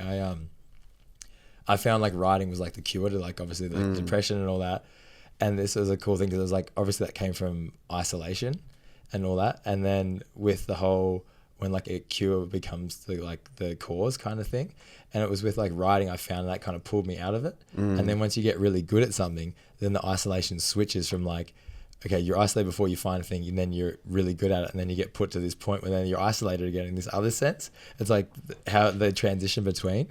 So it was funny when I was like the cure became the cause, and then that was a big, I guess, determining factor was like why I did come up here and like got this community of people around me.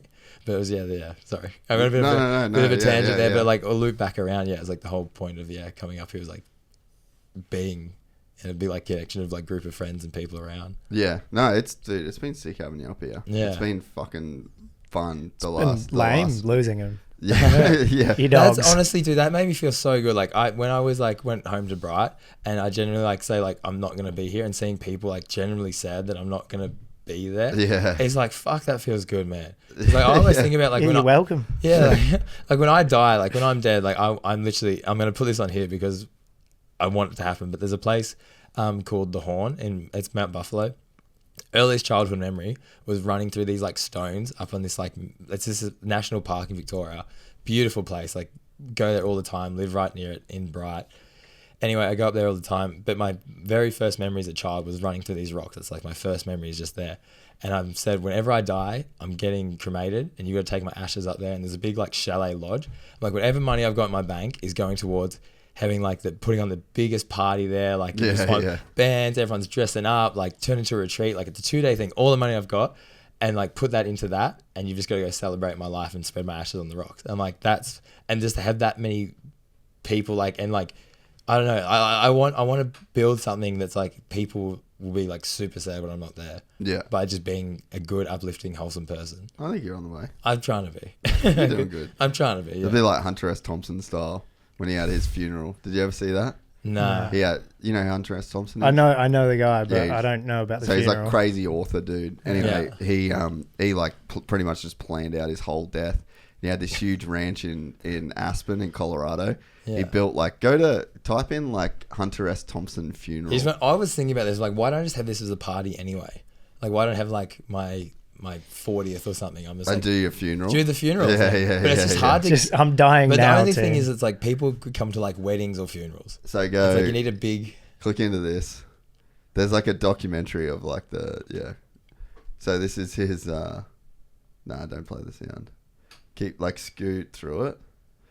This is him. He's talking about I'm gonna build a cannon over here and it's gonna shoot out my ashes at this time. Oh really? So like, he's like fucking drawing. I've seen this. Keep going forward. Go forward. Yeah, look, he's like, that's the rocket that's gonna shoot out this ashes. This actually happened? Yeah, fucking oath. How did he die? So he's planning this, and then he's died, and then they've obviously done it. How did he die, real quick? Can you just? They've just got to fist their. Killed himself. Oh, that's not a happy ending. How did Hunter S. Thompson die? Because if he planned his. Just type death. Hunter S. Thompson death. I feel like that's not. If he actually. No, he looks old there. Thompson died from self-inflicted years of cocaine abuse contributed to go into that wiki. Yeah, but he didn't like mean. Oh wait, Hunter S. Thompson killed himself during a phone call. Go into this second one. Oh, so Seattle Times. Go down one. Down one. This has gotten kind of sad now. He was always going to do it. I think he just planned it. He was just a guy that I don't think he wanted to get old. You know. Well, it was like watching that video before. Hey. The widow of journalist Hunter S. Thompson said her husband killed himself while signing up for a brief. I was going to say, I thought you didn't get paid for ads or all this. Yeah, I need an ad blocker. Said her husband killed himself while the two were talking on the phone. I was on the phone with him. He sat the receiver down and he did it. I heard the clicking of the gun. Anita Thompson told the Aspen Daily News in yesterday's edition. She said her husband had asked her to come home from a health club so they could work on his ESPN column, but instead of saying goodbye, he set the telephone down and shot himself. Thompson said She heard a loud, muffled noise but didn't know what happened.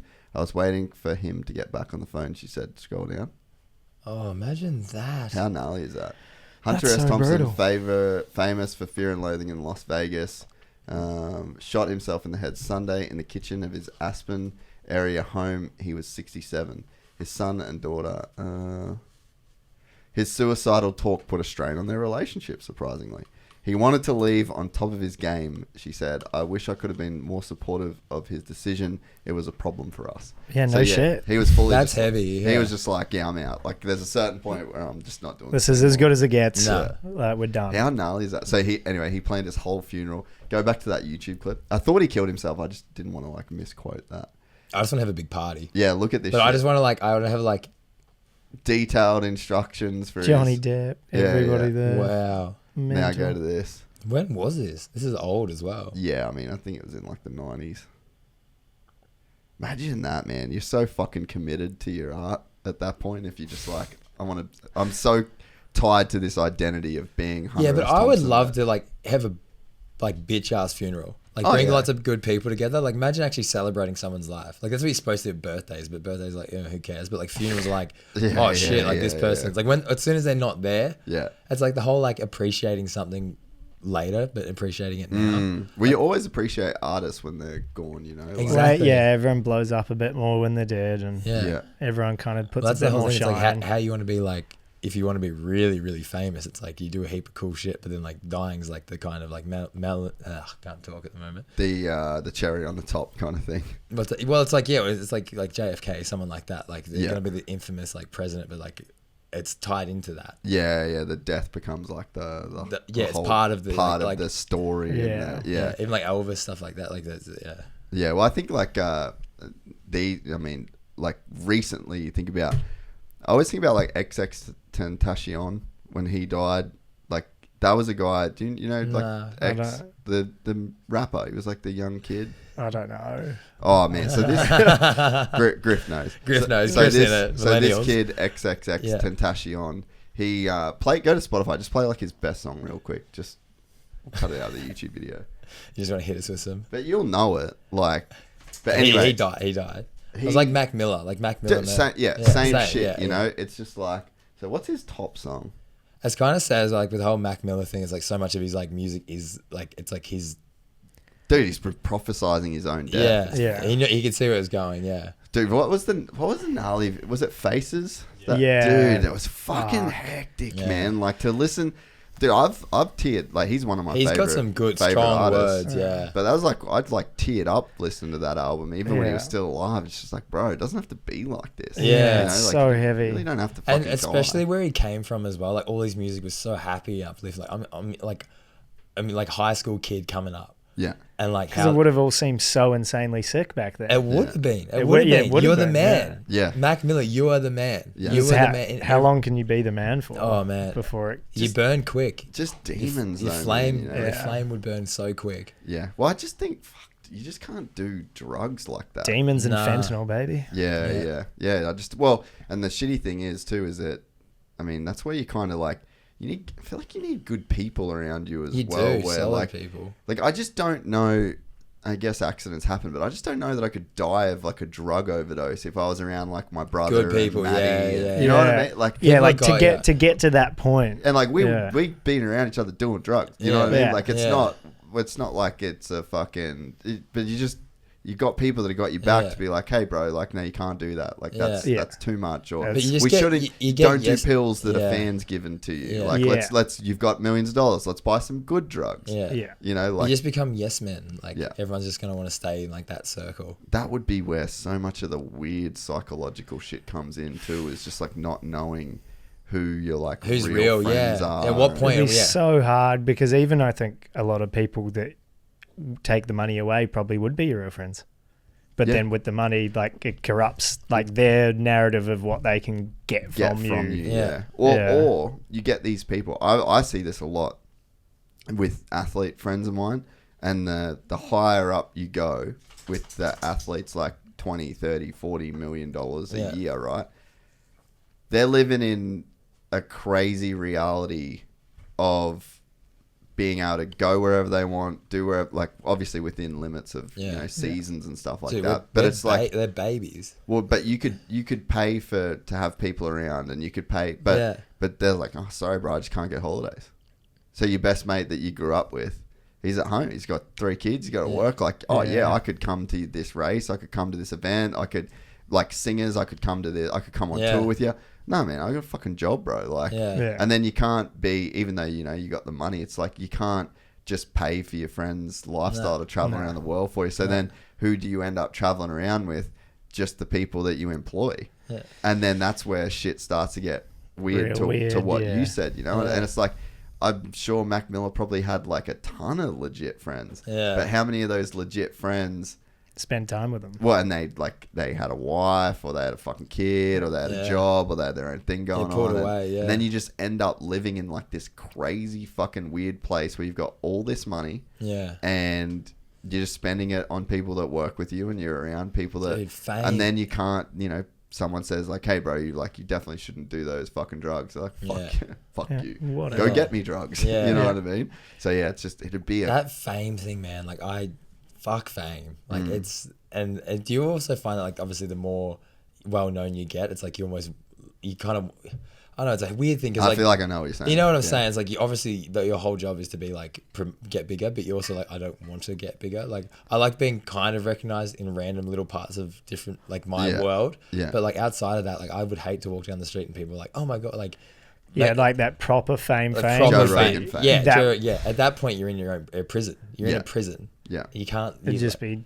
Well, that's like the weird thing about fame. Like me and DR were talking about this actually after F1, and it was like, I think that there's people that like want to get famous, but if you do get any sort of fame to like, there's a certain level where like you can see it and you go, oh, that's actually a trap.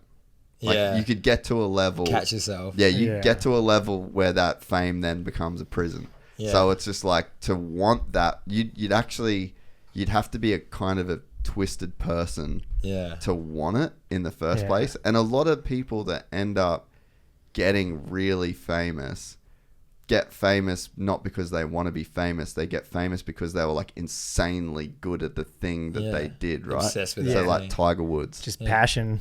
Mike Tyson. Yeah. You know, like there's people that they're so fucking good at their thing that they like end up insanely famous. Look at the people that want to get famous. Logan Paul. Yeah. Andrew Tate.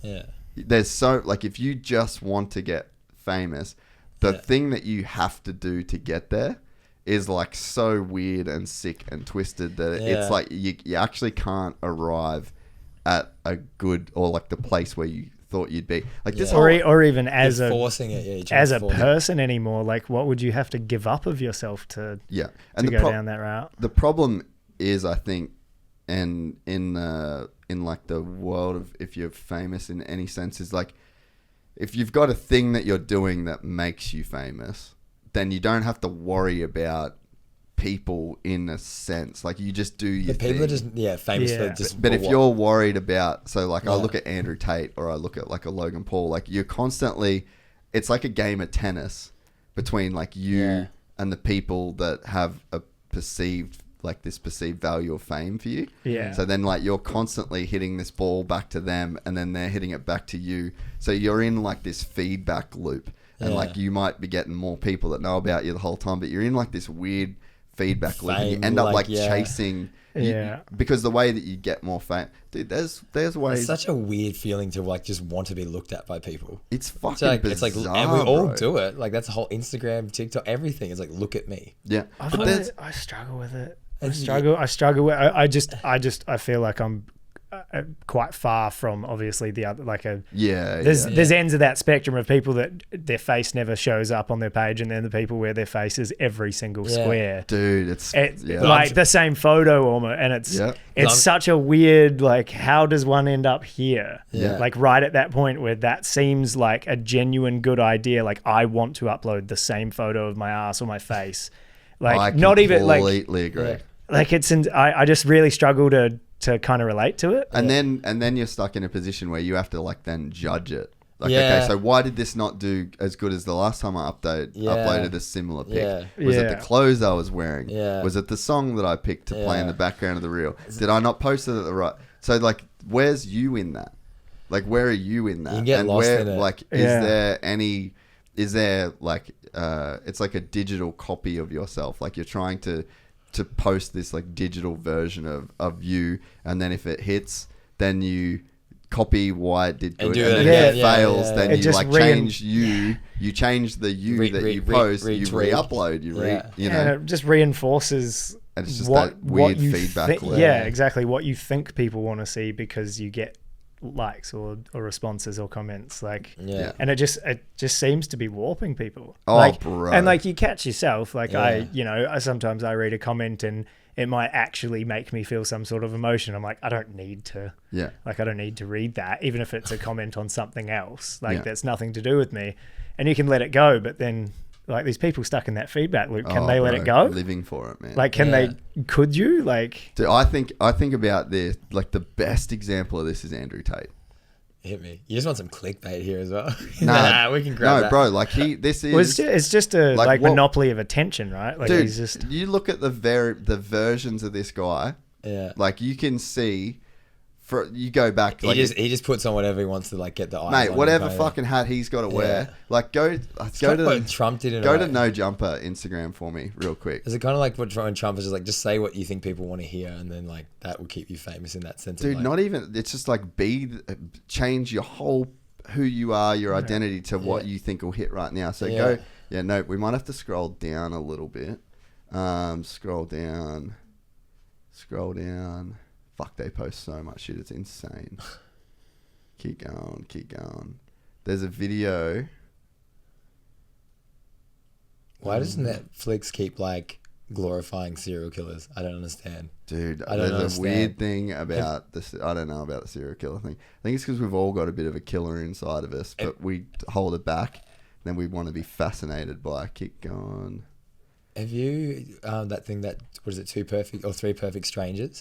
Have I talked to you about that? No. It's like these 3 twins are separated at birth and like put into like an experiment to like see how they would like. They literally get put out in like a rich family, a poor family. You need a piss?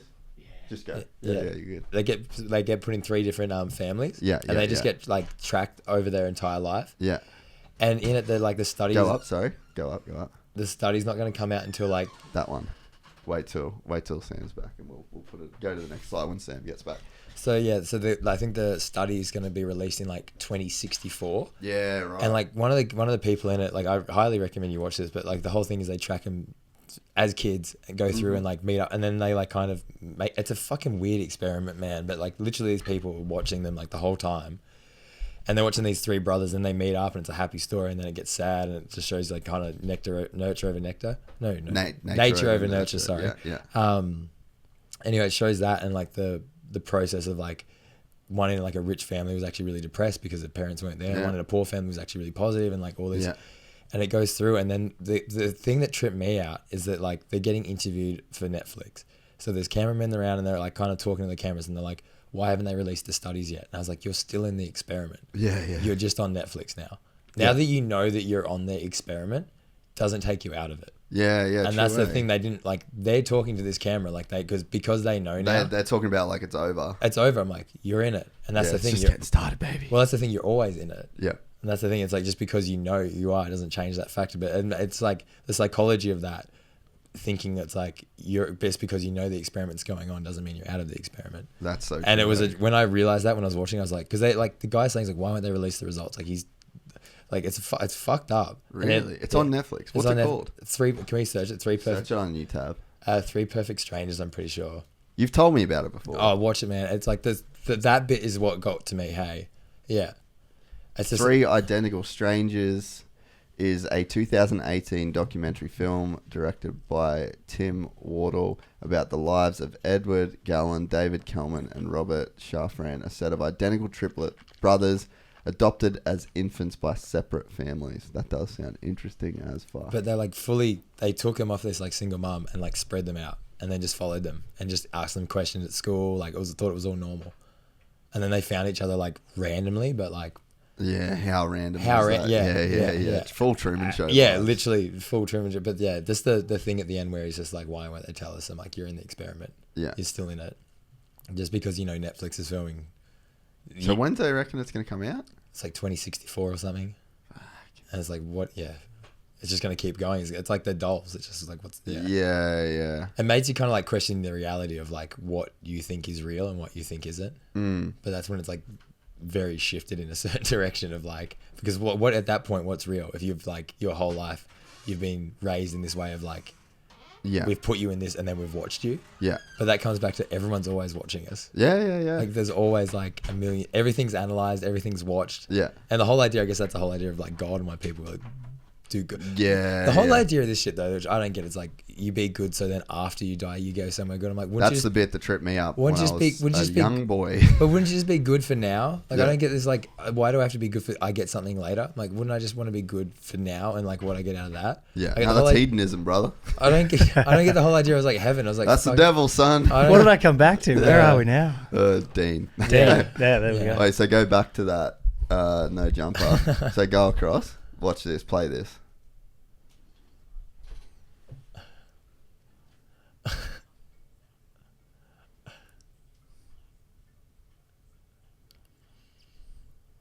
This is Andrew Tate rapping How old is this? a long time ago.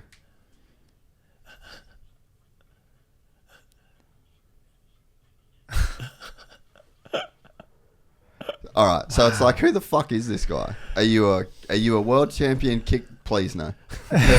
Well, I think it's that thing. Are you man. a world champion You just- kickboxer? Are you a fucking rapper? Yeah. Are you Hustlers University? Yeah. Are you the fucking one that's been busted out of the matrix? Like, Yeah. fucking guy are you? Like, who? You know what I mean? He's Are you- talked about though. He's made it work. But that's what I mean. You Yeah, can but at what cost? exactly. Oh, yeah, you fuck can that.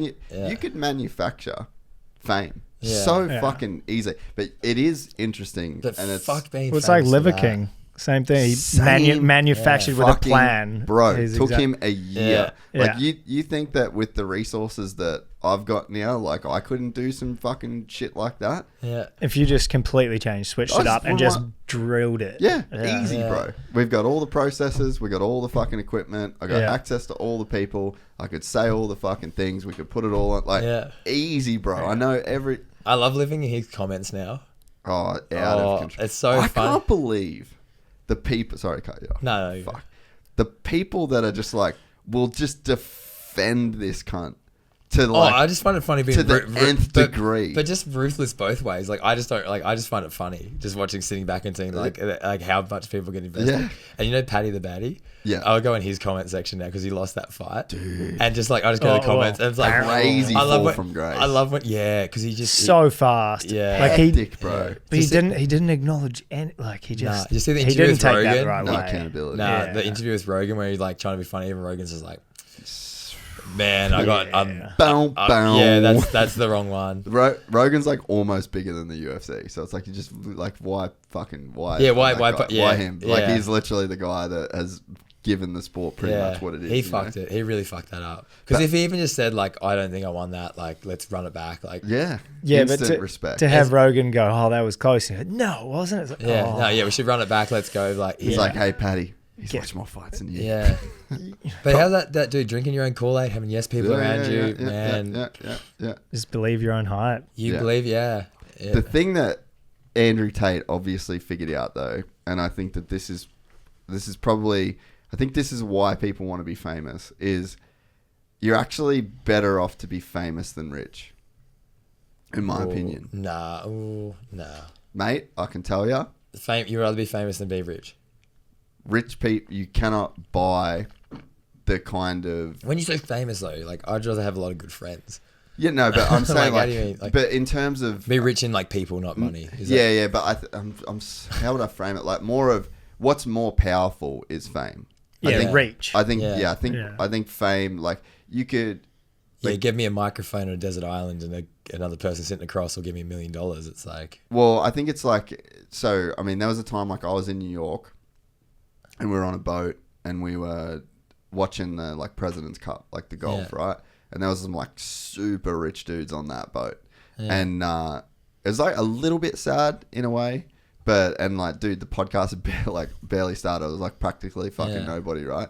But there's this, like, super rich guys sitting on the boat. They'd paid for everything. They were the fucking, you know, they were there to try and be the boys. Yeah. And like, just no one cared. Yeah. They were rich. They were fucking funding a bunch of shit. Shouting everybody. And then, then no, like, the chicks, they didn't want to talk to them. They want to talk to me. Yeah. It was weird. And it was like, it was because I was doing like, I had some kind of story. They were like, oh, where are you from? Oh, so wait, so what'd you move here for? What do you do for a living? Yeah. Oh, wow, you got this? Wow, that's... Yeah. So there was like, there's some kind of like, there was some form of like status there. Money's one-dimensional, right? Yeah, like, money's just money. Like, and these rich dudes just sat there with like literally just looking at like the conversation that we were having. It's so determined how you got that money as well. Like if you're a trust fund kid or like you're actually someone that worked your ass off to get and then what that money did to you too. But people don't care. So like people wouldn't have asked how much like money I had in my bank account because they didn't really give a fuck. Yeah. Should you ever give a fuck? No, not like really. I never want to meet someone and be like, because I would hate to change how I was to someone because of how much I thought they were worth. Oh, you know, like I feel like just respect everyone like at this like base level. Well, and then the other thing at play there too is that paradoxically, if you didn't give a fuck about a super high net worth person's money, they would be able to tell because people are trying to get their money all day, every day. So you get so used to seeing those people that when you meet someone that doesn't actually, then they're the people that they kind of like want to be around. Yeah. But yeah, it's interesting. And like, I think that when you look at a guy like Andrew Tate, he like had money. He was now like looking into, you know, the background and all the webcams and the sex trafficking and all the stuff that like, so he made a bunch of money doing some illegal shit allegedly. And then he's realized, oh, I'm rich, but no one gives a fuck about me. Like no one cares. And the thing about money is there's like always a bigger fish. Like there's always a guy that's worth more money. You could always make more money. So like money's great, but I think that this like status is what people are after. And like people are drawn to status. It's like, that monkey shit. You want to be known as the primetime guy. Yeah, and number one. And there's experiences too that I think that comes back to being like rich in people, not money. Like the basis of it all. Yeah. But, like I hate the idea of like fame because I feel like fame's like, you know, it's like a leader like is with you and like it's someone like that's fame. It's almost like there's a separation between it. Yeah. You know, and like you want to be famous, but you also want to be like in that community of who thinks you're famous kind of thing. Well, that's kind of like you got to be connected to it. That's the weird thing. Like I would say that if there's any level of like notoriety that I have, it's so like I talk about this with like Sammy all the time. Yeah. I'm like, dude, I could be famous every day. Like every day in my life, I could like be a famous person. I could go to certain places. Yeah, man. I could go to events. True. I could spend if I spent my whole life flying to Supercrosses every weekend, flying here, flying there. Everybody know, I could literally, and then, so like, but this is how people manufacture it, right? Yeah. So instead of just staying in Burleigh, going to the same fucking coffee shop, going to the same gym, going to your mate's private track, and not doing that, right?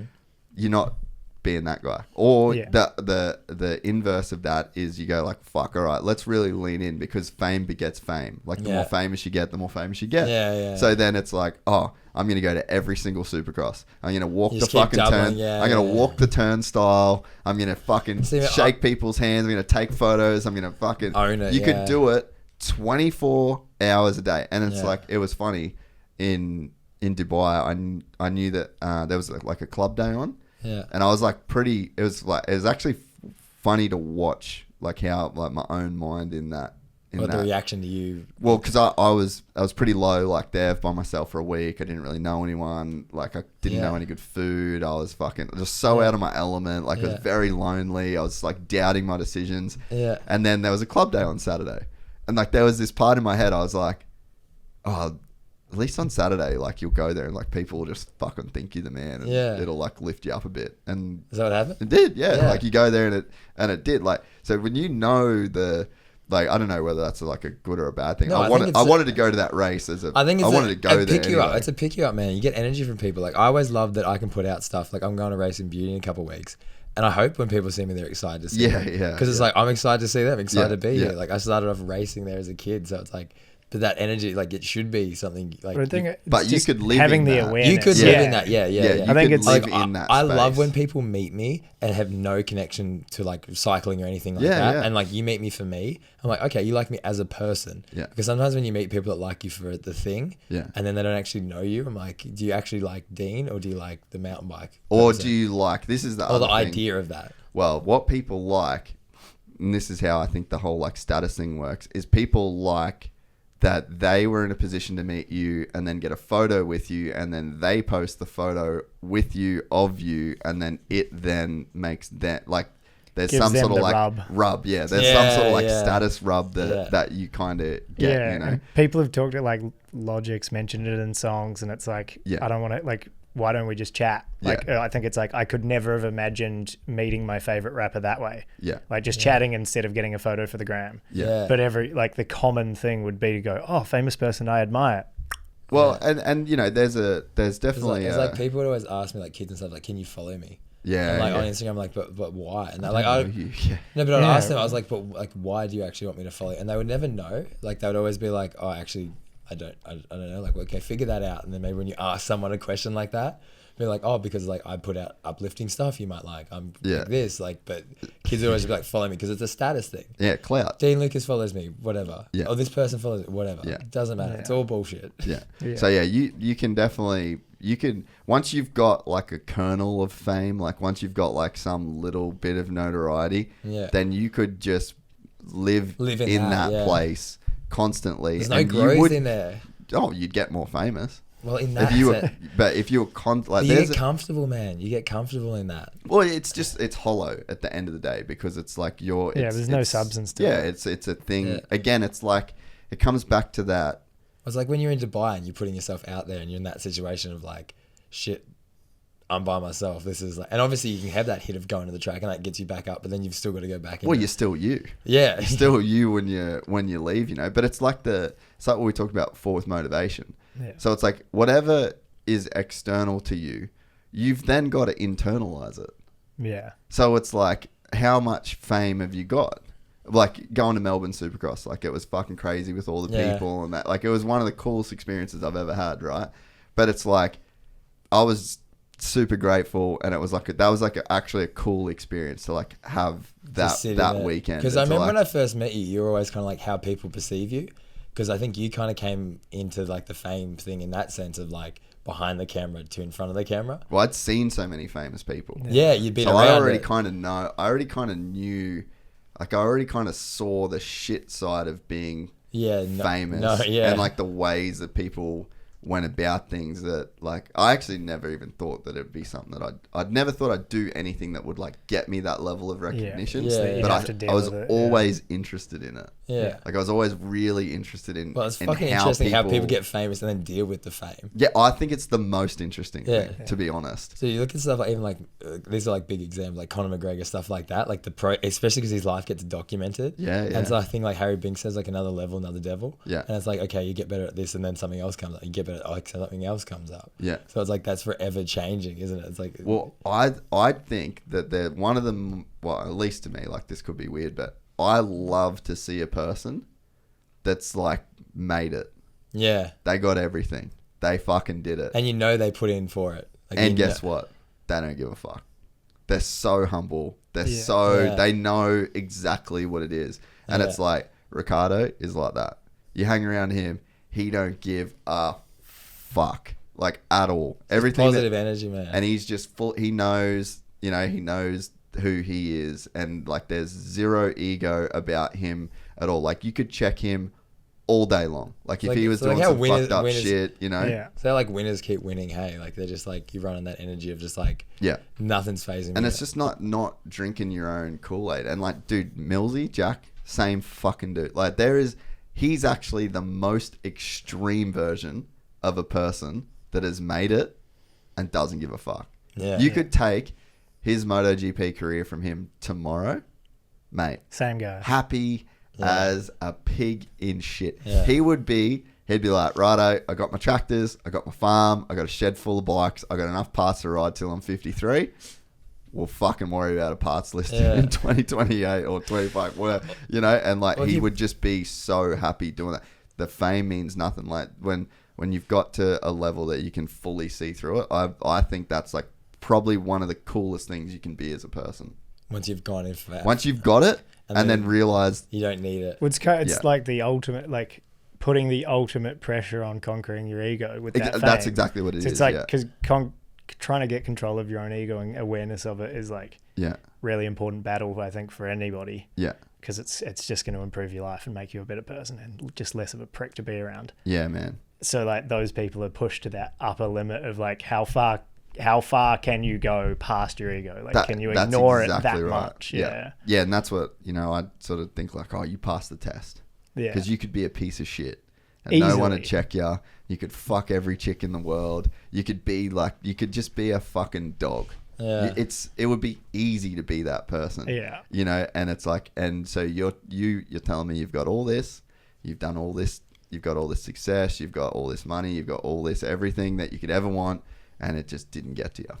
You know, and maybe it did at a point, like maybe it's like a barrier that you've kind of got to work through. Yeah. But to have every reason to let your ego ruin your life and then it doesn't, to me, is just like the fucking dopest shit. And then, you look at, but I think that comes back to people, and like Casey Stone is probably another like real good example of this as well. Is like, if you took away the cameras at a MotoGP race at a track, and there was no journalist, and it was literally just like you had to qualify, and then you got there, and all it was like team officials and your family, and then you raced, and it was like Valentino Rossi and fucking Jorge Lorenzo, and they were just on a track, like none of the fame, he would still do that. Yeah. And like he would actually probably like enjoy it better than what he did with like all of the rigmarole. Yeah, that he just came loves with doing it. it. He loves doing it. And he got there because he was the best.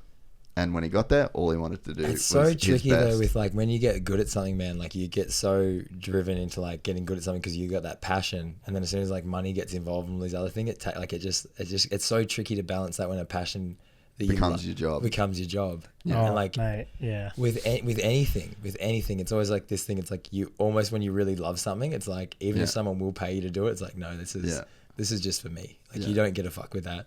Like, when you have a really good story or like something that's like like close to heart, and you're like, no one gets that. Like that's between me and whoever it was with. And it's like that you don't get to share that. Yeah. Because it's like that, in that sense, it's like no matter what you say is going to take away from that feeling. Yeah. So it's like, why bother? It's just that you keep that one. How do you feel about your passion and your hobby? Because you're like filmmaker. That's a very creative, passionate thing that ends up becoming your job, and you got to sit and grind at a fucking computer and deal with laptops melting and just your ego as well, and also just learning and sucking at it and just having to put reps in. But that's kind of everything. But I don't know. It was a weird transition for me because I was just the homie follow. I was just GoPro following my mates on a snowboard, and it just kind of rolled naturally for a while. And then I was sitting down with my partner, and she asked me what I actually wanted to do. And I was like, I thought I was going to go down a pretty boring linear path, like become a snowboard salesman, just kind of in that industry. That seemed like the most normal way to go about like progression. And then she asked if I wanted to do it, and I was like, nah. Do you really want to do that? Yeah. And then she was like, well, what do you want to do? I was like, I want to point cameras at people and get paid for it. And she was like, all right, go do that then. And kind of snowboard from there. But for me, in terms of like now we're going. Now we're going. But in terms of like, that mix of like what I love, of just like, I really, really enjoy being with my mates and filming what they're doing and what we're doing and trying to tell a story out of that. And so to then have that mixed with work is interesting. But that's why I'm trying to lean into this stuff, because like this isn't financially my best play in terms of media work like right now. Yeah. But in terms of what I want to do, it's 100% the best play. Yeah. Like filming mountain bikes, filming snowboarding, skiing, like that shit gets me so keen, so randy over pretty well everything else. The thing when you said you're like up here and you're like, Sam literally said to me, I couldn't imagine coming up here and working. Yeah. And I was like, dude, all you've done since you've been here is work. Literally like. Okay, so the day he got here, I was like, all right, Sam, we're going for a run in the morning. He's like, all right, wake up.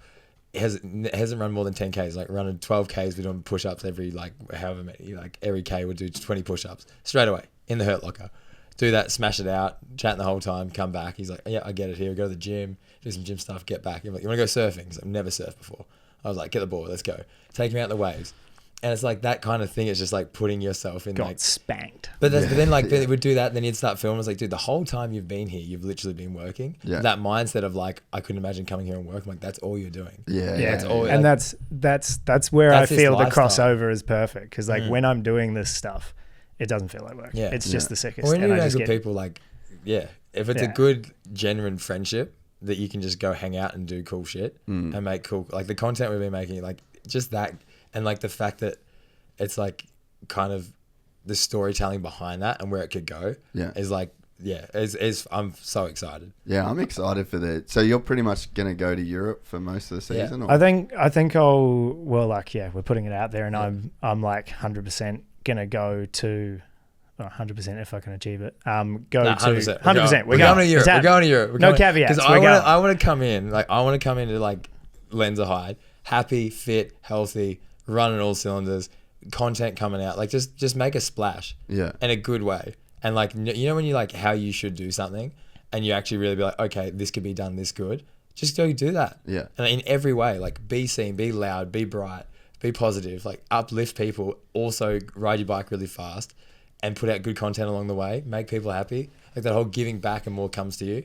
Like I'm ready to go into this 2023 or the World Cup season with Sam and doing all this. Like just lots of good positive noise, and then also riding a bike fucking really fast. Yeah. If I can do that, I'm a happy man. And I think like the process of doing that is so cool. Like I said, it's like it's an adventure already. Yeah. Like we're already winning. Just getting the plane ticket, getting on the plane, producing this content, like that alone is a win. And then when I get there, if I'm already in that mindset of like I've already won. I'm at the top of this mountain. I'm about to drop in for my race run. I've already won. I'm already on top of the world. The rest of this is all a fucking bonus. And then I get to do the thing I'm best at in the world, in front of the world. Sick, cherry on top. I feel the same way as well because like for me, just to get to Europe, to go to It's Europe, a win, man. That's a win. It's a win. Like regardless of any. If I get a sick shot, I get a sick shot. Yeah. If a clip goes large and we get The some life- notoriety, none of that really cool. Dude, if it happens, cool. The But lifestyle getting we to are Europe, literally living right now is a dream in someone's head and used to be a dream in mine. Yeah. And it's a reality right now. Yeah. Yeah. Like the fact that it's like, what did you do for work today? Got up, I trained my ass off, went and spread good positive energy. I'm going to go race my bike. People get uplifted for that. Yeah. That lifestyle Dude, alone is a win. At sunset last night, I'm hanging out the back of a beat up freaking Hilux Yeah. with a gimbal. It's fun. It's Yeah. sick. It's what I'd love to be doing. And so the whole process of it is at least doing these things. Like obviously, like you mentioned earlier, you've got there's a certain point where you have to be financially viable. Yeah. And so there's stuff going on around it, but to be able to put my effort into this and focus on it, it really flips that kind of passion work thing and just mutes the whole issue. Yeah. It just doesn't bother me at all because it's being in it and doing it. I love it. I love riding a bike. I love snowboarding. Yeah. Love being in the mountains. So to facilitate that and to be able to tell stories and capture cool moments, it's a dream. So Yeah. yeah. And that's what we're doing. I'm excited for next year for you boys. Like this year. This year. Right now. Yeah. But everything about when you do get carried away with the future, but I've been in this mindset before, and then for whatever reasons I would fall back off. But Chicks. Honestly, a big part. Hey. Yeah. And I've It's been the same for me. and I have to mention. I've done it before. I have to mention as well because this is kind of loops back on the Isabel thing because I felt like I didn't kind of put it in so we went the whole open thing, and then when we tried to make it work, we kind of flirted with the whole about possibly going back into an open thing. Anyway, we're over this is when she was traveling with us over while we were racing in Europe. And it kind of got to that point where I was you could tell we're falling kind of apart. And we had a conversation and she pretty much said to me, she was like, oh, it's as long as you're honest with me and tell me everything, we'll work through whatever. And I kind of took that as more or less a kind of open. We're back open. Yeah. And once something goes open, man, it's it's a fucking gray area in certain sense. Anyway, I went to Canada and ended up hooking up with this girl, and then I got home and I told her straight away thinking it'd be all good, and that was kind of the kind of start of the separation away, but I think it was always kind of going to happen. Yeah. But yeah, I just wanted to put that in there that it was It wasn't just that, it was you had There the was experience in Canada and yeah, it's a lot of different elements, but the whole open relationship thing, fuck man, it's it does get tricky in that sense. But trying to balance that all I just think you got to have a year of just no girls. He's mate, Well, 11 days deep. Here we go. Well, we started off New Year's night, so we've got like a So you had a root New Year's. your word poet, Jason. Oh, yeah. I was, fuck Dropped it. him in, I dropped him in that with the 11 days. I met or a lovely whatever. lady on New Year's. Yeah, I had a good cuddle. But yeah, Do but, miss but, fucking randoms. but honestly, like it's like I wonder how much of my because if I'm seeing someone, I invest heavily in that person. Yeah, bro, you just don't have the fucking resources, man. Yeah, exactly. Like- And that's the thing. And That's that- why you're outsourcing to me for some things Yeah. because you don't have the resources and I do. Yeah, I'm just trying to narrow it down. Even like it's funny. I'm like I look at just as I start talking to you and it goes well. I just look at like okay, I'm still going to lose so much time, and I'm so focused on like me right now. Like let's make Dean the best he can. Like 2023, this is my year of learning, growing, becoming a better person, and just that's all I want to focus on. Like just actually put myself first in that sense and be selfish. Like be really selfish. Well, you can when you just well, I Yeah. mean, you know, you got like Sam, you got to obviously balance that Yeah, relationship, but selfish in the sense of like I'm going. Yeah, I have yeah, a goal in my head yeah. that I want to achieve. Yeah. And like obviously Sam coming along and bringing like it's a joint achievement kind of thing. We're pushing, but like just having that drive to be like okay, I'm gonna do this, and these are the people that are gonna come with me, or like if you want to jump on, sweet, but we're going this direction. Yeah. And being like and keeping myself like in check with that, and that's why I'm getting like coaches and being around people that I know will like push me that little bit more and like keep me in check. Yeah. Because like I said.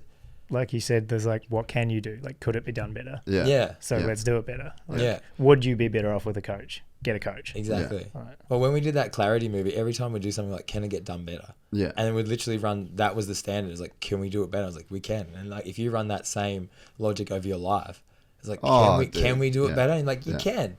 And like in every way, in some small degree. It's a massive thing here, even, you know, like that we do crazy levels of detail for that, like we don't have to do, you know, like, and there's times where, like just yesterday. But that's the whole thing, have to do. Yeah. Have to do. Like, Well, like, what does that mean? Well, I mean, for us, it's like Griff exported a reel yesterday from the Supercross Companion. It was fucking funny. And then it's like, we go, oh, you should add this one thing. Yeah. And it's like, that's 35 minutes work.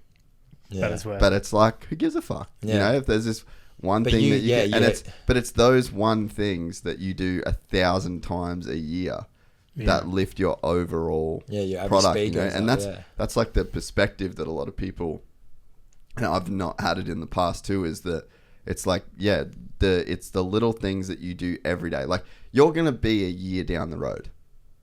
So A year down the road, you're a year down the yeah, road. Yeah. do you, like, either way, this year will pass. Yeah. 2023 will pass. Doesn't matter what you Do do. you want to do little things every single day that add up to a big thing on the 31st of December? Yeah. Or are you just going to like let it slide and just do the same things that you've always done? And then you're going to look at the 31st of December and another year's passed and you kind of haven't you avoided the details when you had a chance to go a little bit harder, go a little bit deeper, put in a little bit more effort, you know, like you're gonna be December 21st, 2023 looking back. Imagine looking back at that person and be like, you did exactly what you should have fucking did. Like, imagine being so proud of that person looking back. I just hate when it gets set on like that date, like a new year, new me shit. I was like, if you're going to change, you need to change right now. Yeah. Like right now. Like right now. Like, it's at a good this trigger moment point, now, but it's hard for people to stick to. I don't get the whole New Year's thing. I was like, before, like, I don't know when the switch was, but you just have a moment where you're like, all right, I'm going to be better for myself, for me. Yeah.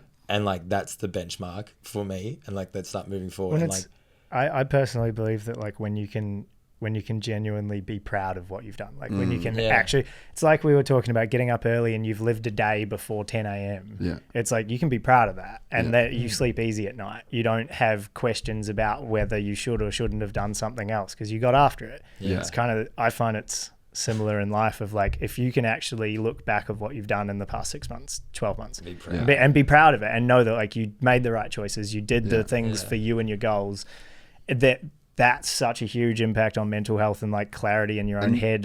And your best doesn't mean perfect. No. I think that's a lot of times people conflate like, oh, I did my best, but, or like, oh, I didn't give it my best shot. It's like, well, maybe you did give it your best shot, but it just wasn't perfect. Yeah. You know, so it's like, It that's was fine it's too. Like, never because it's perfect. always a process where it's like it's a, you know, a verb, not a noun kind of thing, you know? yeah. Because I don't like the whole idea of perfect. I don't like that. No. Nothing should be perfect. Well, it can't and there be. should be beauty in something not being perfect. And there's almost like those four different versions of luck. Like Yeah. throw one of those fuckers in the mix, and all of a sudden, like perfect is maybe 85% because Yeah. something random came and slapped it aside a little. But Yeah. that happens in pretty well every situation ever. Yeah. So Like there's true. so many culminations of different paths that lead to people meeting and conversations, and Yeah. so like anything can happen. Like so, perfect is just giving it a crack, being proud of your effort, knowing you tried. Yeah. No. That's the whole thing, man. If you give it 100%, no matter what you're doing in anything,